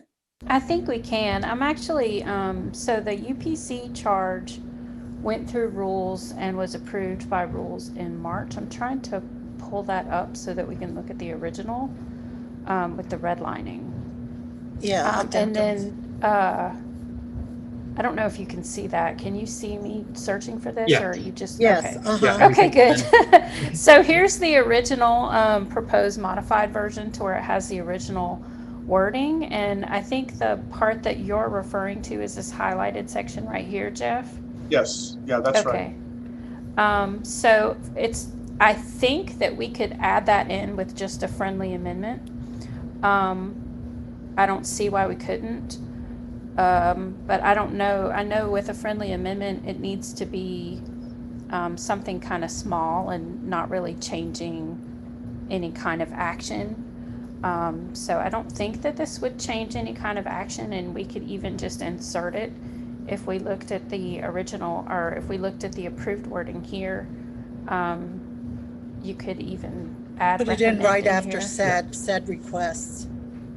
Yeah. You don't want to, I don't think you want to import the whole clause because it was Right. taken out for, I think the concern in UPC, and correct me if I'm wrong, Rosemary, because I wasn't there firsthand, but I think the concern was that this was the entire clause related to things that UPC was not necessarily doing, that were more of the purview of APC.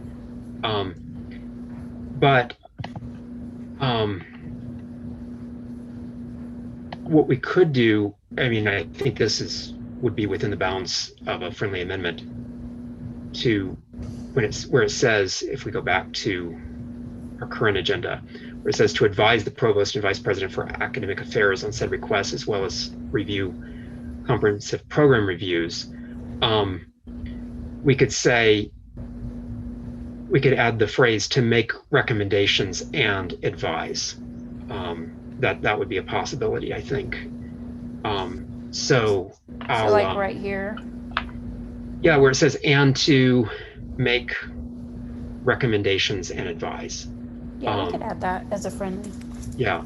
Thank you, Craig. I guess I'll ask the question of Rosemary and Angie, as well as Jeff, is this a good addition in your view? Do you like this modification to the UPC's charter? I think the recommending in that way that you're placing it would specifically go to the modifications to curriculum. I would maybe just add after and maybe to recommend policies and procedures relating to undergraduate programs and to advise, and then go with the rest of what's there. I think the recommending on policies and procedures is an important specific task and function for certain committees that needs to be preserved for the entirety of undergraduate programs, not just for modifications to the curriculum. Well, so I guess the question, this would be my question for Rosemary, is that what the UPC is doing? Because I thought with the original discussion that there was a belief that was more in the territory of what the APC was doing. So I'll, I guess, let you weigh in on this. What do you think? How would you like to describe the purpose of the committee? Because I mean, I think there was a reason why that was taken out.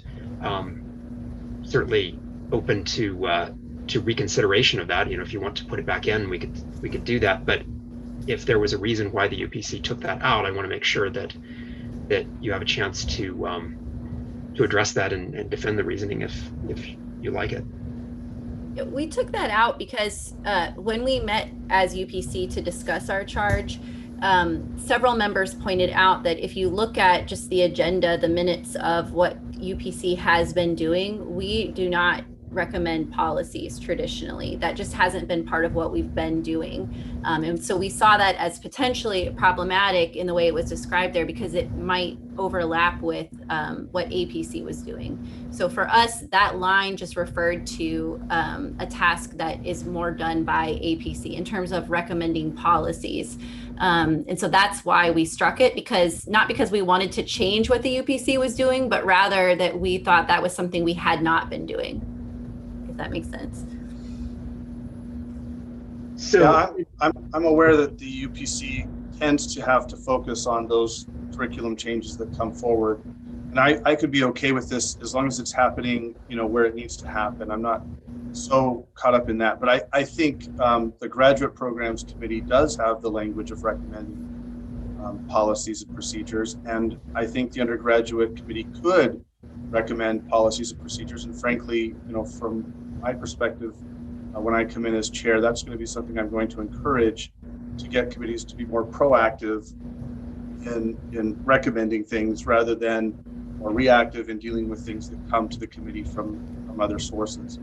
So personally for me, I think it should be there. I'd like to see it there because I think each of the committees that has historically had recommendation kind of powers, that ought to be preserved because it's an important, more potent activity than advising. But I know it hasn't happened, but I think it should happen, and I'd like to have it open so that it can happen. Emily. I just wanted to note that as the shared governance document that we just passed for the APC reflects, the APC, the Senate is definitely recommending academic policies. This has just been happening through the APC. And this is just my perception having never been on UPC, but it seems that the UPC is constantly having one of the biggest agendas without just managing what they do. And so it seems, in my opinion at least, to be an appropriate division of workload to have the APC focus more on making the undergraduate policy recommendations. And this year we have definitely been trying to do that proactively. Okay, so if you feel that the Academic Policies Committee will cover that recommending policies and procedures role for undergraduate programs, and that would be fine with me. And with graduate programs, it doesn't work that way then, I guess. Yeah, I guess I actually think that of course, I'm a step removed as a chair, kind of observing from the outside of these committees. But as I've observed over the past few months, it does seem to me that the GPC and UPC have taken on different functions. So I think the original intent some years ago, when this language was last reviewed, I think there was an effort, probably as best as I can tell, to make those paragraphs absolutely parallel, so that the same wording appeared in UPC's charter as in GPC's. But in actual practice, it is true. I think that people assume that any, I guess, any actions or potential actions that could affect the graduate program, broadly construed, should go through GPC. And I don't think that there has been that assumption in recent months or recent years with the UPC. Instead, it probably is more of the case, as Emily said, that UPC has had a massive workload just reviewing course proposals, program changes, that sort of thing, and that the larger policies related to the undergraduate curriculum are now going more through APC.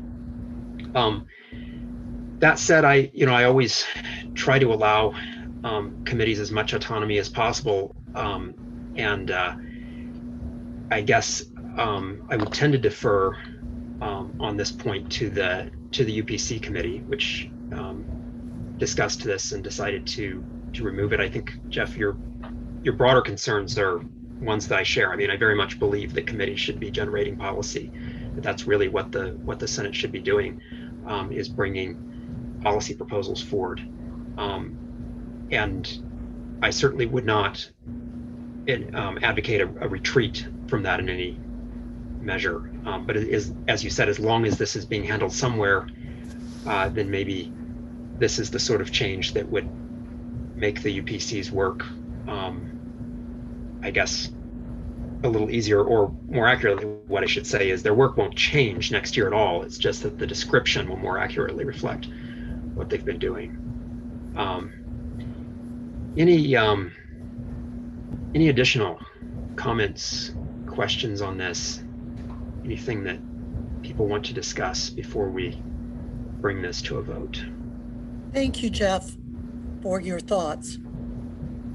Yeah, and let me just be clear, as a former UPC chair who used to have to sign 12 hard copies of every modification request, I sympathize with your workload. I sure do.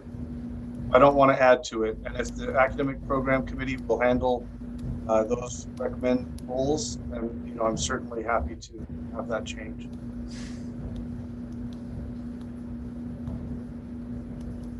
Anything else?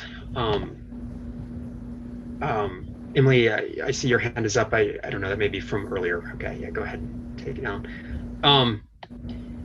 Okay, I think we're probably ready for a vote. This vote is something that, as I said, it is a step along the way to the general faculty vote in August, but it's a really important step. Let me just wait before we turn. I see one more comment I want to read. Okay. I guess another concern about leaving this out, suggesting that it is going to be really difficult to ever add this back in if the committee decides at some point that it wants to take on this role again. I guess I'll just go back to Rosemary. I mean, I know this was a process that took several months for you to talk through the committee, reviewing in great detail what you envisioned the committee doing in the future. And I guess I would just say, are you happy with the language that you've submitted already, I guess, in March, and that has gone through the Rules Committee? Do you want to reconsider putting this clause back in, or are you pretty sure that the committee made the right choice in removing it? Yeah, I wanted to just clarify that the Senate actually already voted on this particular change. So in order for us to change that now, I would probably feel more comfortable if we could put this on the agenda for UPC to reconsider in the fall, because we did not only put it through Rules Committee already, but the full Senate already voted on our particular changes. So I'd rather, I can put that on the agenda as something for UPC to talk about again in the fall, because I do understand the concern, but I would rather take it back to the committee than to make any changes today, if that's okay. That's fair enough. Yeah, it is true that the Faculty Senate did vote on this in March. We voted on several of these. What we're now voting on is the entire package. It includes things that were already approved in March or April, and it includes a lot more that has not yet been approved by the Senate. And we're just going to take this entire package and then send it to a general faculty vote. Once it passes the general faculty vote, then the policies and procedures manual, or the bylaws of the Senate, change to reflect this. And it is true, we could always go back in a previous year, add clauses back in. I mean, that would require the same process, that is, going through the Senate, going through a general faculty vote. And I think if we think we're going to make changes that would require general faculty vote, it's probably better to make those changes in advance, rather than after a general faculty vote has already taken place. But I also understand, I think Craig's probably right. It says, since there's not agreement on the suggested revision, it's probably not necessarily just a friendly amendment correcting a typo or adding a if I can clarify, sorry. So I'm not, what I'm just concerned about is not so much adding the word recommend back in. I'm concerned about the language about academic policies getting added back in, because then it seems to me that now we have two committees that both have that as their charge. And that seems to me like a bigger discussion than the word recommend. So for me, they're two separate issues. So I'm not objecting to the word recommend, but I'm objecting to the more substantive change in the charge that we had. I would want to discuss that with the committee as a whole. Does that help clarify? Yeah, I appreciate that. I think that's probably reasonable. I think the simplest thing to do, I know this isn't everyone's first choice, but I think we have general agreement on this, is to keep everything as is. That is, as it's been presented today in the agenda, and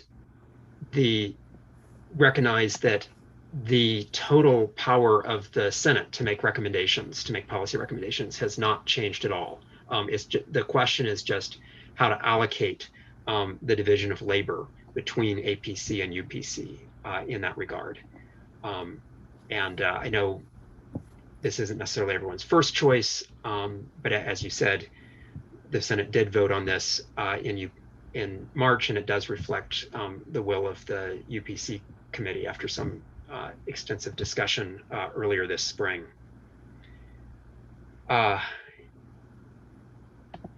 Any other comments before we move to a vote? I think we are probably ready at this point to run the poll.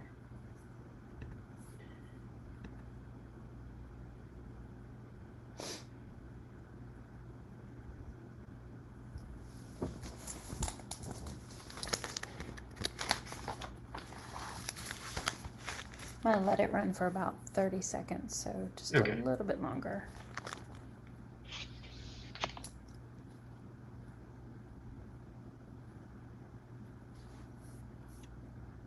All right, it passes. Very good. Okay, so the entire package, which will authorize the new consolidation of 2 committees into 1 new committee, as well as revised charters for all of the committees, will be sent to the general faculty for a vote in August. So now we move to a proposal from the Teaching, Learning, and Assessment Committee. At the request of quite a number of faculty members, they met in late May and early June over the course of a number of days that required a lot of hard work, and I really appreciate once again the time they put into this to examine appropriate policies regarding the new video recording classroom technology, as well as more broadly technology of this nature in general. And so here is the language that they have proposed for addition to the faculty handbook. So if the Senate approves this and then the president signs on to it, this would then be added to our faculty handbook. So I'll let the chair of the TLA committee, Rebecca Galt, say a little bit more about this. Rebecca? Hi, Dan. Actually, Yeah, Jason, I'm sorry. It's okay, I'll present it. Yeah, go ahead. Yeah, I'm becoming chair of the committee in August, but I'll present it. I really want to thank the TLA committee. I want to thank Dan. The committee worked really hard on this, and we took faculty questions, feedback, and concerns into consideration when developing this proposed policy for the handbook. And I just wanted to talk about some of the main concerns and some of the main questions or topics that helped our development of this. For example, recording and or live streaming of classes could decrease student and faculty privacy. We really took into consideration that the classroom must be a safe space physically, psychologically, and emotionally, and that recording or live streaming students may stifle discussion, particularly if sensitive content is included, and conversations in which personal experiences or subjective disclosure is an essential component of the learning experience. And also that recording and or live streaming may not be appropriate for all teaching styles.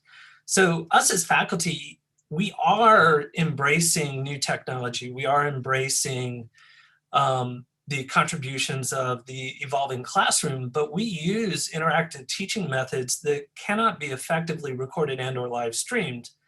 We also want to ensure compliance with digital privacy laws, international and domestic, FERPA, ADA, and accessibility, dual enrollment guidelines, intellectual property rights, and Board of Regents mandates for face-to-face classes and normal campus operations. And also recording and or live streaming may impede full face-to-face attendance and student engagement. So we wanted to put this into faculty's hands to determine, based upon their expertise and their knowledge of best practices within the type of classroom setting that they're teaching, and when needed, whether to choose or not to choose recording and or live streaming. Thank you.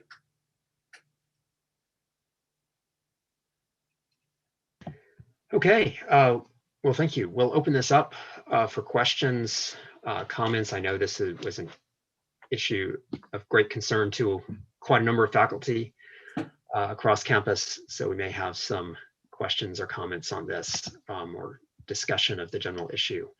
Does anyone want to talk about this resolution before we move to a vote?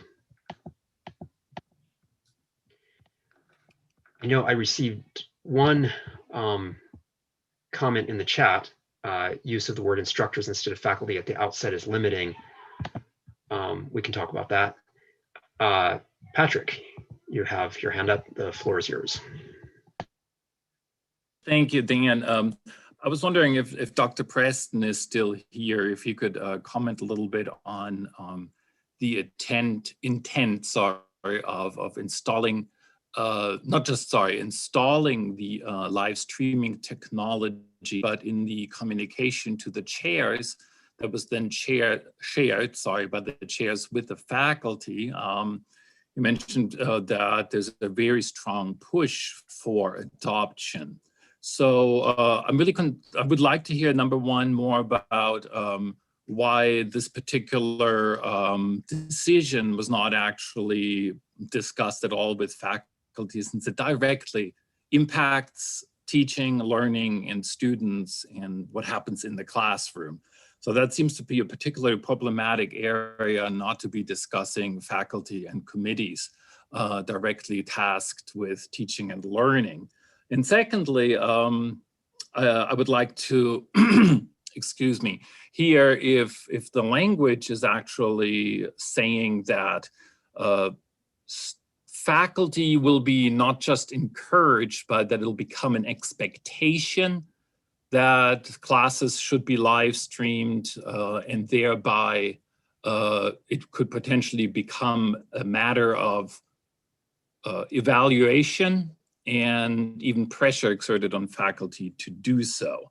And I know we have a resolution on the book here, but I think it's important to hear from Provost Preston, number one, like I said, why this was not actually brought to the faculty, as it's more than any other issue, a matter of faculty concern, clearly. And number two, what the intent behind this adoption language is.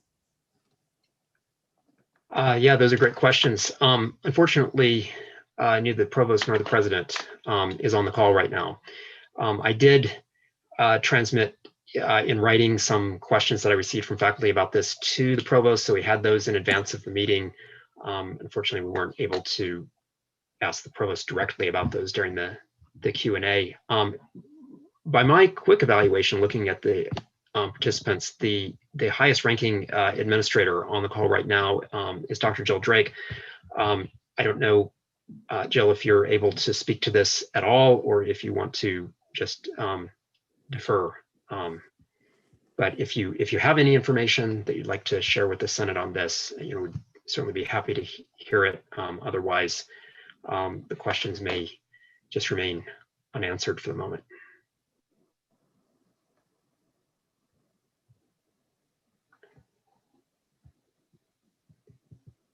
So seeing no response, I'll return to the floor for the discussion. Any other comments that people have on this question? It appears we probably will not be able to get answers from the administration on this question before everything goes into effect this fall. And so I think for that reason, the committee's recommendation of a policy is perhaps especially important. This would be a chance for the Faculty Senate to voice its own vision for, I guess, faculty rights in choosing to use or not use the technology, as well as provide some general framework for how the technology might be used in cases where faculty decide to use it. In the chat, Anne had mentioned the term instructors versus faculty. Is from Ann Richards, is that a request for a friendly amendment to change instructors at the beginning to faculty? Yeah, I think it is a request for a friendly amendment, which I think would be within the bounds of what a friendly amendment would be. I guess the question would be whether that's a good idea or not, and we could certainly discuss that. I guess the only concern I would have with the use of faculty decide, and that may be a reasonable way to phrase it. I guess I would just want to make sure that it's clear that the individual classroom instructor is the one making the decision, not faculty voting as a whole or some larger group of faculty. That was the intention of that's the intention of the proposed policy, that it's in the hands of the individual to choose the recording or not to record. Could we add a friendly amendment that would say professor on record or individual faculty and instructors decide, so that you could add in the individual? Mark suggests using lowercase instructor, which is a nice idea, except it begins with the beginning of a sentence. It's not really an option. And asked, is the official term instructor of record or professor of record? I don't believe that we generally use the term professor of record in the faculty handbook. You could do a quick search for that term, but I'm not sure that term actually ever appears in the faculty handbook, at least in my recollection on it. I think maybe the easiest way to clarify it might be to say course instructors. Would that address the question and clarify it's not the rank of instructor, it's the instructor for a course?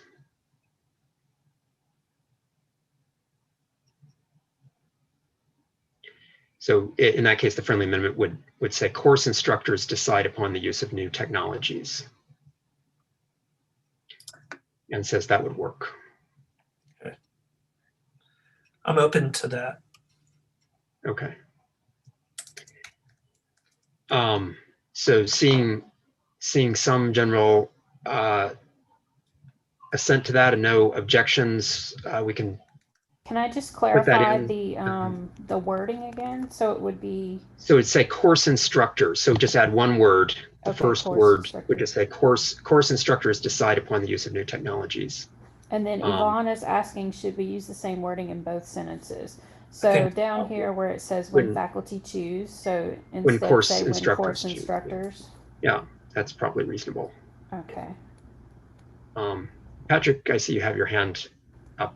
You probably had more that you wanted to say, so I'll return to you, and then we have another question or comment from Kathy. So, Patrick? Yeah, I just wanted to say I think this is great work from the committee, and I really appreciate that. I was just wondering if you guys discussed at all the question of attendance policies. I know that attendance policies have come up in the past, and that usually that the official language is that the instructor or the professor is responsible for and sets their own attendance policy. But we've never had that case where presumably now with streaming technology, students could also then attend even an officially declared in-person class or face-to-face class online if they wish to do so. So to me, that inserts some real uncertainty in the professor's ability to determine then that attendance actually means face-to-face presence in a particular class. So let's say I'm a professor who actually would like to utilize streaming, but who actually, especially for, let's say, for students to review the content material after class, for example. But as a professor, I do not want to count virtual presence as actual attendance, okay? So in that case, I can anticipate there being a lot of uncertainty and actually demand from the students to count streaming at a distance as actual attendance. So I'm just wondering if there is perhaps a need, or whether you've discussed this and what others think, whether we should also include a clause that determines, that asserts that it's the determination of the individual instructor how attendance is counted. I'm sorry. I have something to piggyback onto that if I can while you're answering. Does live streaming change the modality of a course? If a student can opt to live stream all of their classes, for example. This relates to attendance, but it also changes the modality of a course because they can sign up for a face-to-face class, but then turn around and take it online. And we were told that we weren't allowed to change the modality of a course. So True. I'm just curious how that factors in too. So I just wanted to piggyback. So both of those questions, first I'll address the live streaming. By choosing to use video, audio recording, and or live streaming, this came out of our conversation and trying to cover our bases in terms of potentially what the technology could be used for, the cameras that'll be put into the classrooms that are going to be attached to the computers that are within those classrooms. So we were trying to encompass all possibilities. Now, specifically about the attendance, we really did discuss at length the Board of Regents mandate for face-to-face. And I think the attendance policy is something separate from this. But we wrote this with the consideration that if we are mandated, say, to video record our courses and then put them online, that potentially impacts the student attendance in the course, their engagement, the number of days that they show up, and potentially, could put the students in jeopardy of going awry of a classroom attendance policy, or creating the culture and the feeling that because everything is online, I don't have to physically be present within the classroom. But there may be times when the instructor will choose or want to record a class or partial portions of class that we discussed, such as maybe there's a guest speaker, or maybe there's something that's specifically where that recording is needed as a component of the activities in the classroom. For example, students giving presentations and then the recording of the presentation being a part of the student, say, writing a reflection on their performance in terms of giving a research presentation. But we try to be as thorough as possible to cover any possibility of how a class could be recorded or live streamed, and also addressing the questions about, is this going to become a required mandated action for all faculty? Yeah, in regard to the attendance policy, I think it's important to remember what's already in the faculty handbook in section 202. I just looked it up right now because I wanted to remember what it was on page 86, but it says, quote, all faculty teaching face-to-face and or online courses shall state their attendance expectations and requirements in the syllabus. Instructors of online courses should define attendance based upon students accessing the course via the online platform or by other action as specified by the instructor. So that's a fairly comprehensive policy that we already have on the books regarding faculty autonomy and responsibility in stating their attendance policy. And so I guess I don't know if we need to include that in this particular resolution, because by implication, every faculty member is already supposed to state in their syllabus exactly what their attendance policy is and define attendance. And so presumably that would continue with the use of this new technology. Kathy. Sorry, just looking for my on and off switches here. This might fall into the same category as like an Oxford comma kind of discussion, but I'm going back to the verbiage. Wouldn't it be better as course instructor decides versus course instructors decide, making it the choice of the individual instructor rather than it could be interpreted as all instructors decide? If that makes any sense. I think that's a really good point. So course instructor decides. Well, so maybe saying each course instructor decides. Sure. Just to make it really clear that it is up to the individual course instructor rather than kind of this blanket statement. Okay, thank you. Then I think that would then generate a small change in the last sentence that would say when a course instructor chooses. Right. Yeah, and then we have a question in the chat. Are we talking about courses or sections of courses? I guess I'm not sure if we're going to get, I mean, I guess we could say each class instructor, but I'm not sure that if that's necessary or not. I guess I'll let other people weigh in on this. Elizabeth says the instructor of record is set for a section of a course.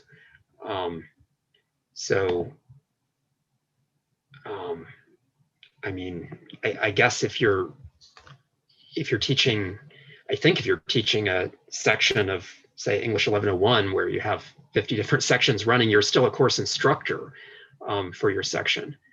But if that's a problem, if people think that's a problem with language, we could certainly revisit it. In another comment in the chat, can we just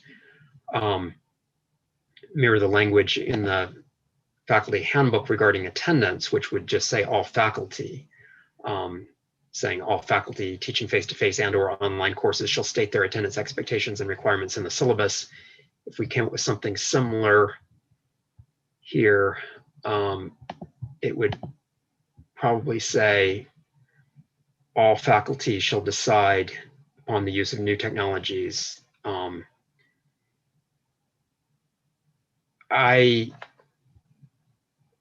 I think without addition, in this particular case, without additional wording, it's going to be confusing, I think. I don't think we can just say all faculty shall decide. But I guess we could, I guess we could say all faculty in parentheses teaching face-to-face courses, because I mean, by definition, we're not talking about 100% online classes. But then we'd have to specify not just face-to-face courses, but hybrid courses, et cetera.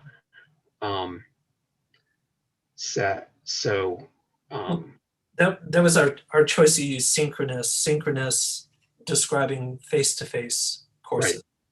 Yeah. I think that works well. I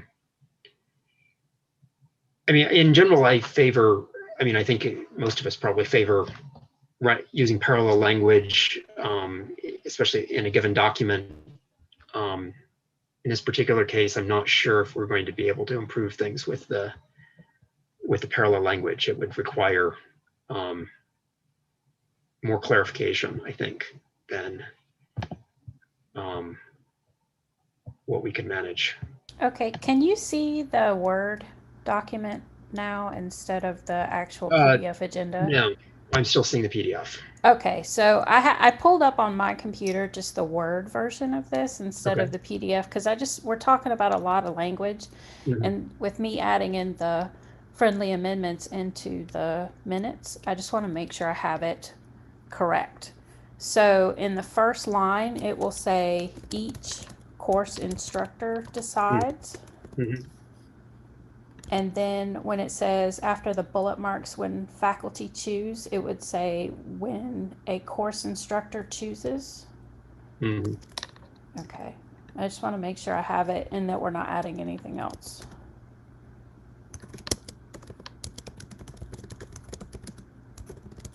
Okay, so there's not been anything else added. Okay, cool, I got it.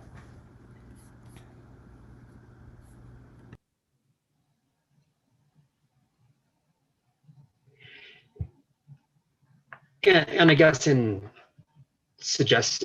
weighing in on some of these changes, I'm certainly open to people pushing back. If you feel like I've like a stronger case can be made for some of the suggestions, please feel free to push back. Any other questions, comments, further discussion? A comment in the chat about it being a slippery slope. I think a lot of people agree. That's why this resolution was created, and why the questions were asked of the administration. Anything else that anyone wants to say before we move to a vote?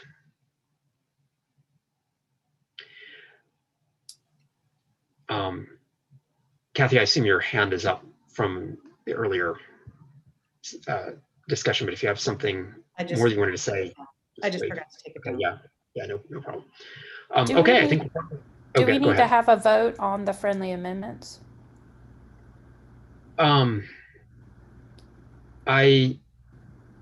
Well, we haven't approved the whole package, but I guess we could.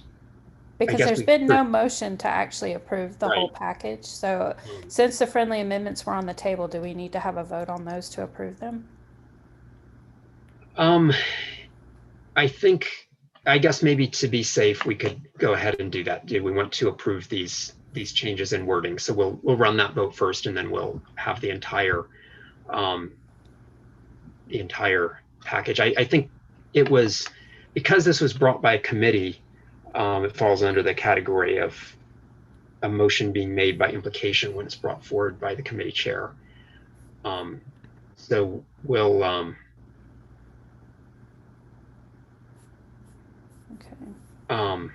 If the revised wording is acceptable to all, then a vote would be appropriate. Meaning, Craig, we does don't that need mean the we can just go to a general vote? Okay, cool.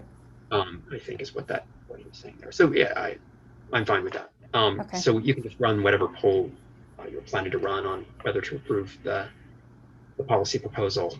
All right, in its you entirety. ready? I think so. Okay, I'm gonna run it.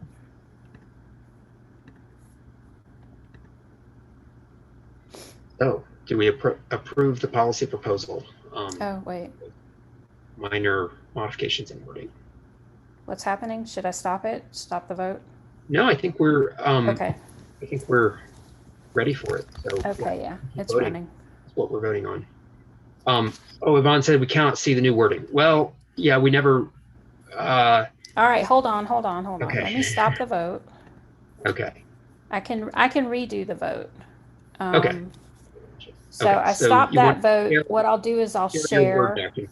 Yeah, I'll share the Word document. So let me stop share this and then share. Where are you?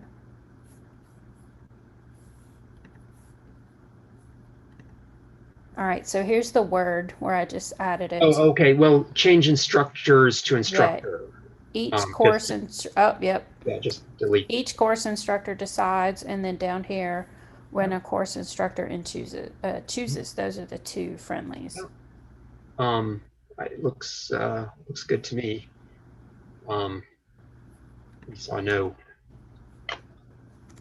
final objection, I guess, to change in wording. So I guess we're ready to relaunch.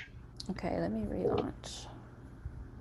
So voted already. Be sure to vote again. There's going to be some other comment, some other. I think this is the last voting item. But hoping. And then that'll be it.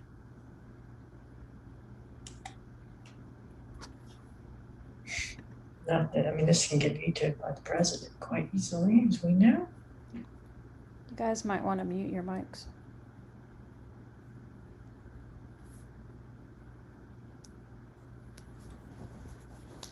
All right, it passes. Very good. Okay, so excellent. Just received a message from Jill Drake saying she's available for questions. Jill, this was more of a question for the provost, but if you're able to answer it, that would be great. I think there were several faculty members that had questions about the video recording technology, and we just passed a vote approving the TLA committee's proposal on that, but I think there were some further questions regarding the administration's intent in regard to this policy or the use of it, including copyright issues or privacy issues. So I have some written questions Let's see if you can answer. I know it's maybe not your direct purview, but I think Patrick also had some questions he wanted to ask. So Patrick, I will turn the floor back to you, and you can ask a couple of questions that you had earlier, I think. Okay, thank you, Dan. Thanks, Jill. Yeah, I think the question I wanted to ask the provost was, number one, about what the decision-making process was to purchase this technology and to roll it out as a seemingly universal application, because this is clearly a change that impacts everything about our teaching, pedagogy, classroom conduct, attendance, and so forth. And I was specifically wondering why that was not actually run by faculty, or why there was no input sought before the decision was made. And I think several faculty members have commented on lecture being by no means a universal teaching style or approach. And secondly, my question was about in how far was this is this supposed to be normative? Because the language that was disseminated from the provost to the chairs and then shared with faculty specifically said that universal or general or widespread, I don't exactly recall the wording, but something like that, widespread application was strongly encouraged. And so I'm really concerned that even with the resolution passing, that there will be pressure put on faculty and their supervisors to adopt this, and that there will be additional pressure also in evaluations if students are in fact making that as a point of complaint that their professor did not allow streaming or did not include streaming. Could that have a negative consequence for the ways in which faculty are actually evaluated if they choose not to? So all I can do is tell you what I know about that. I understand. Okay, so the decision to use the CARES funding in that way was at the executive level. And so that was a talk among the executive level about how to spend the money to upgrade our classrooms in that way. I have been in no conversations about a requirement for that. And I don't think that there is an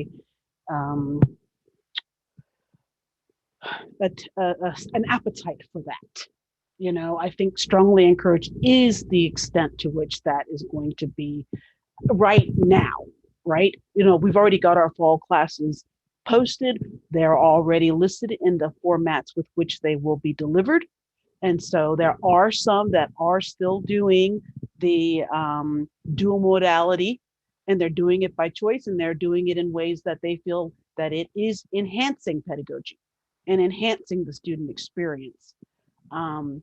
I think the desire is to have the capability to move in that direction as we think about our institution 5, 6, 7, 8, 9, 10 years down the road.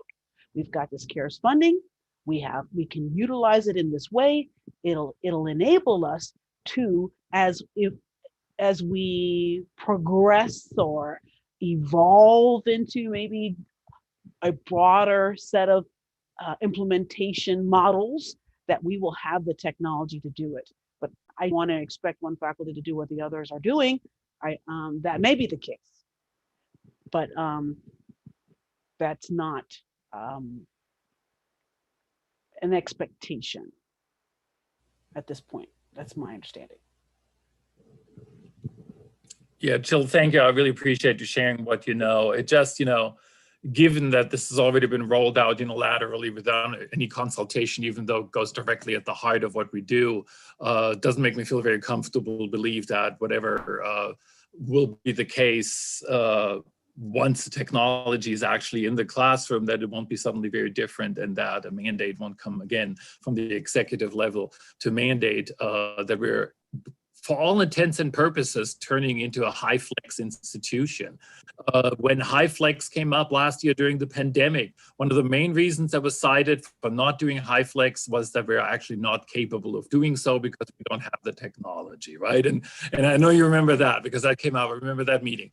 And now that we will have the technology, I think that could be very easily be the next step. And I'm not a Luddite who says we can't use technology in this way, but it needs to be very much subordinated to academic freedom and the freedom of teaching and learning.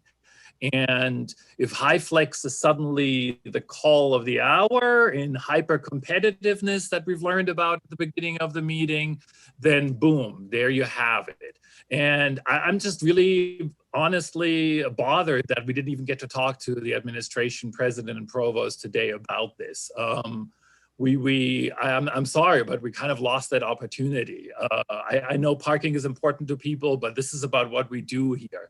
And I'm sorry, I'm really upset actually that this did not come up today. And this was our opportunity to bring it up before the fall semester started. And honestly, this is not directed at you, directed at everybody. We kind of squandered that option here. We squandered that opportunity to actually ask them about this. And yeah, I mean, we were supposed to start already in the fall, and we have now cameras in our faces. And a resolution that I think somebody said earlier, not knowing that they're being overheard, we're going to have basically the president vetoing that resolution, and there's nothing we can do about it. Not that we would have changed his mind if we could have talked to him, but we haven't even had a conversation about this right now. So I just don't know if you, Jill, can bring this to the provost and the president, but it is a direct violation of the prerogative of faculty to set the curriculum, and the curriculum depends on, or pedagogy depends on the curriculum. And I mean, I don't know how I can put it any more strongly. This is to me the worst that has happened yet. And I don't know why not more people are upset, but I know people have already written about this, but, and Bruce mentioned this as well, but it really changes fundamentally what we do and who we are as an institution.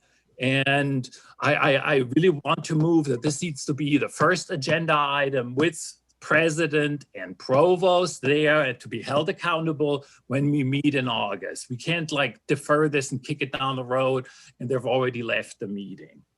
Okay, that's all I want to say.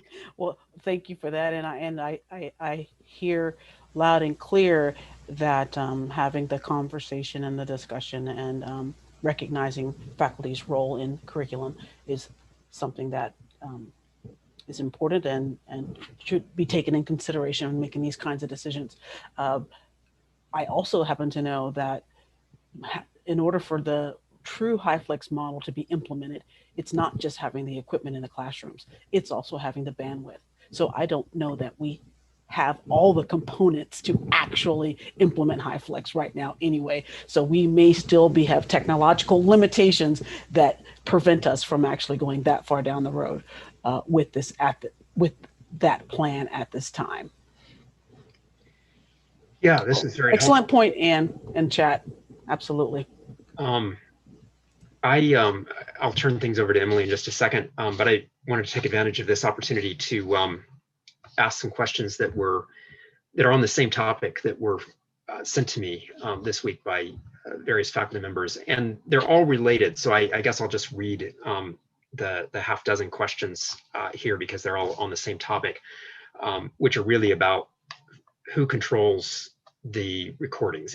If a faculty member decides to actually use this technology and the recordings are out there on CourseDen or anywhere else, who's going to have the right to view them? So I'll just read the questions that are all related to that topic. Will faculty have full copyright ownership over instructional materials created by faculty?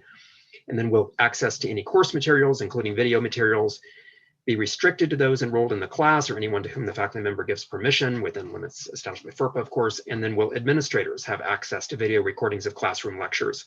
Can a chair or provost drop into our CourseDen sites and watch classroom lectures? Could they use them for informal or formal evaluation, or to address a student complaint, or even to give materials to an adjunct. So as you can see, a lot of faculty concern really revolves around one central topic. That particular topic has already been discussed with legal affairs. The classroom space is considered a public space, just as if you were recording walking around the block. So that is the legal, I don't know what definition, parameters, however you want to call it, of the classroom space. So as for it getting uploaded and all of that, prior, like last fall when we were looking at this, the video would be downloaded and then it could be uploaded into Courseden, and that was something that the professor would be doing. So how that would happen under this new model, I'm not sure. And again, I don't know, whether we have those kinds of things in place. Going back to my point earlier, that just because we've got the camera in the room and we've got the sound and the equipment, seamlessly uploading this or whatever. Now, and again, logging on streaming wise, the classroom is a public space. So if someone has your log on information to where the streaming is happening, then yes, they can.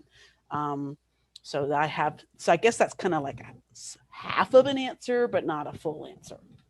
Yeah, that was helpful. May not be what faculty want to hear, but at least we know. And so I think it does answer the question. Emily. In addition to the concerns that have already been shared, I just wanted to point out that many of us try to make the point to our students that note-taking is actually a useful skill, and that they may have jobs in the future, and many of our graduates do, that require in vivo note-taking. Someone working for DFACS cannot go to do a family evaluation and be like, oh, and I'm going to video record this in case I miss something later, necessarily. And so I hope in the future discussions, you can also relay, Jill, that creating this expectation undermines the idea that note-taking is a skill and our efforts to prepare our students for situations in the future when they may need to when they won't have this option and will need to do their note-taking sort of live in person. I'll tell you, as an educator, note-taking is a multimodality learning technique. And what we know is from multimodality, eyes, hands, body, listening, hearing, seeing, you remember more. So I greatly appreciate the pedagogical value of note-taking, and hear you loud and clear.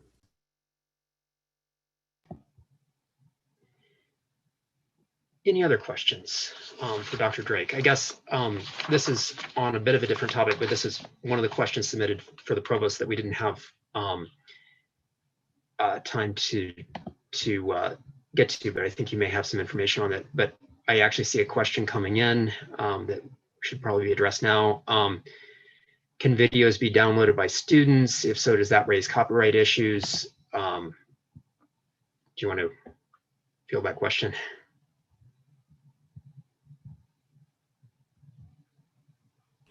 I don't think so, Dan. And I can bring that back up to legal affairs, but I don't think so. Because who's the copyright of those videos, really? The institution is, right? And the students are enrolled in the institution. Again, that would be a question for legal affairs to have a final authority speak to the matter, but I don't think so. Okay. Yeah, I think that was related to the earlier question about will faculty have full copyright ownership over instructional materials created by faculty, and it sounds like what you're saying is that probably not is the answer, that it's UWG that would hold the copyright, and that this would be considered public space, and so students would be able to download these videos, repost the videos. Obviously, if they claimed that the videos were not from the original source, that would create its own issue, but that would be independent. Let me just check the chat. I see some things coming in, and I want to make sure we get to everything. Yeah, our materials in Courseden are no longer our intellectual property rights. So I would think the same with the recording, and that's exactly what you're saying there. The other question I wanted to ask you, which came in from faculty, was originally directed toward the provost, but we didn't have time to ask it of the provost. But I think it may be something you would be able to speak to.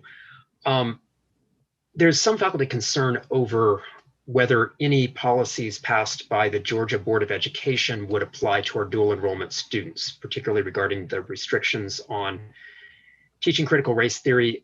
I assume the answer is that whatever decisions the Board of Education made regarding K through 12 instruction has no bearing on the courses that we offer at UWG to dual enrollment students. But I think faculty would like some, I guess, official clarification on that. And that may be something that you would be able to answer. If not, something we could ask the provost at another meeting.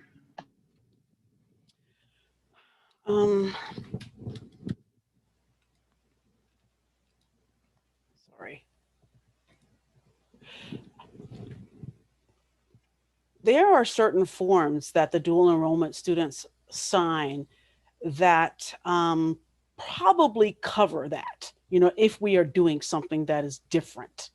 And so I would have to dig a little deeper. I'd have to know what it was, and then, you know, specifically what we were talking about. But I know that we, you know, as a part of their enrollment, we cover some of those forms. So I'd really have to have a specific example, and then I could bring it to our dual enrollment coordinator and to that office. Yeah. So the specific example would be that, you know, as you probably know, since it was in the news over the past couple of weeks, the Georgia Board of Education, along with a few other states, passed restrictions on teaching critical race theory in Georgia public schools. And no, many of us in certain disciplines teach what could be considered critical race theory all the time. And so the question would be, does that affect us? I assume the answer is no. We're doing. No, the answer is no. We have protections and freedoms that outside, you know, that supersede what the department, that they're enrolled in UWG as a UWG student, and, you know, all rights, privileges, and all other matters apply in that regard. So we are not restricted in that regard. Okay, yeah, that's helpful. That's what I assumed the answer would be, and I'm glad to get that on the record. Emily, I see your hand is up. I assume that's from earlier, but if not, just. Sorry, my bad. Okay, and any other questions regarding this issue of issues of academic freedom, instructor freedom, recording technology, anything that you think Dr. Drake might be able to answer for us? If not, I think we are ready to move to announcements, seeing no new business. So I think Julia Farmer has an announcement for us. Julia, the floor is yours. Thanks, Dan. Hi, everyone. I'll just be really brief. I'm here from the Help West Benevolence Fund Steering Committee, I guess you could call it. As many of you know, the Help West Committee, or the Help West Fund, is a fund that Michael Kraft and our former provost started back in 2017 to help employees who are facing unexpected financial difficulties. It used to be called Five for a Friend, and then it was One UWG, and now it's Help West. So it's gone through some various names, and I think people might not recognize it necessarily all the time. But why I'm here is that we've been getting a lot fewer donations lately than we used to. I think in the past year, we got probably less than half of the donations that we've gotten in the years prior. So we're trying to think about ways to creatively come up with some more funds. And one thing that we've come up with, as you may have seen little blurbs about, is this cookbook idea, the Help West 2021 cookbook, that we'd like to make kind of a university-wide collaborative project as much as we can. And to do that, what we'd really like from everybody is 1 or 2 recipes. If you have anything that you'd be willing to share with us, that would be really appreciated. A few of you already have, and that is really appreciated. If you have anything that you could submit, the form, the link is on the agenda, but if you don't have the link handy at some point and you want to submit something, you can just go to westga.edu/helpwest, and there's a button there where you can submit your recipe. that was about it. I don't know. Does anybody have any questions or anything? Any questions for Julia? Seeing none. Thank you, Julia. Appreciate that. Thank you all. And I just saw a comment from Jill in response to our last discussion, just saying that public space determination was stated with authority by the Office of Legal Affairs. We are a public university and our spaces were paid for with public dollars. So thanks for that official clarification. Any other announcements before we adjourn?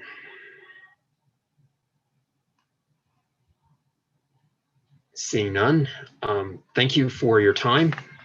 Really appreciate it. We'll come back on September 10th, I believe is the next scheduled meeting. I'll be meeting with the incoming chairs of Senate committees before then in the later part of the summer.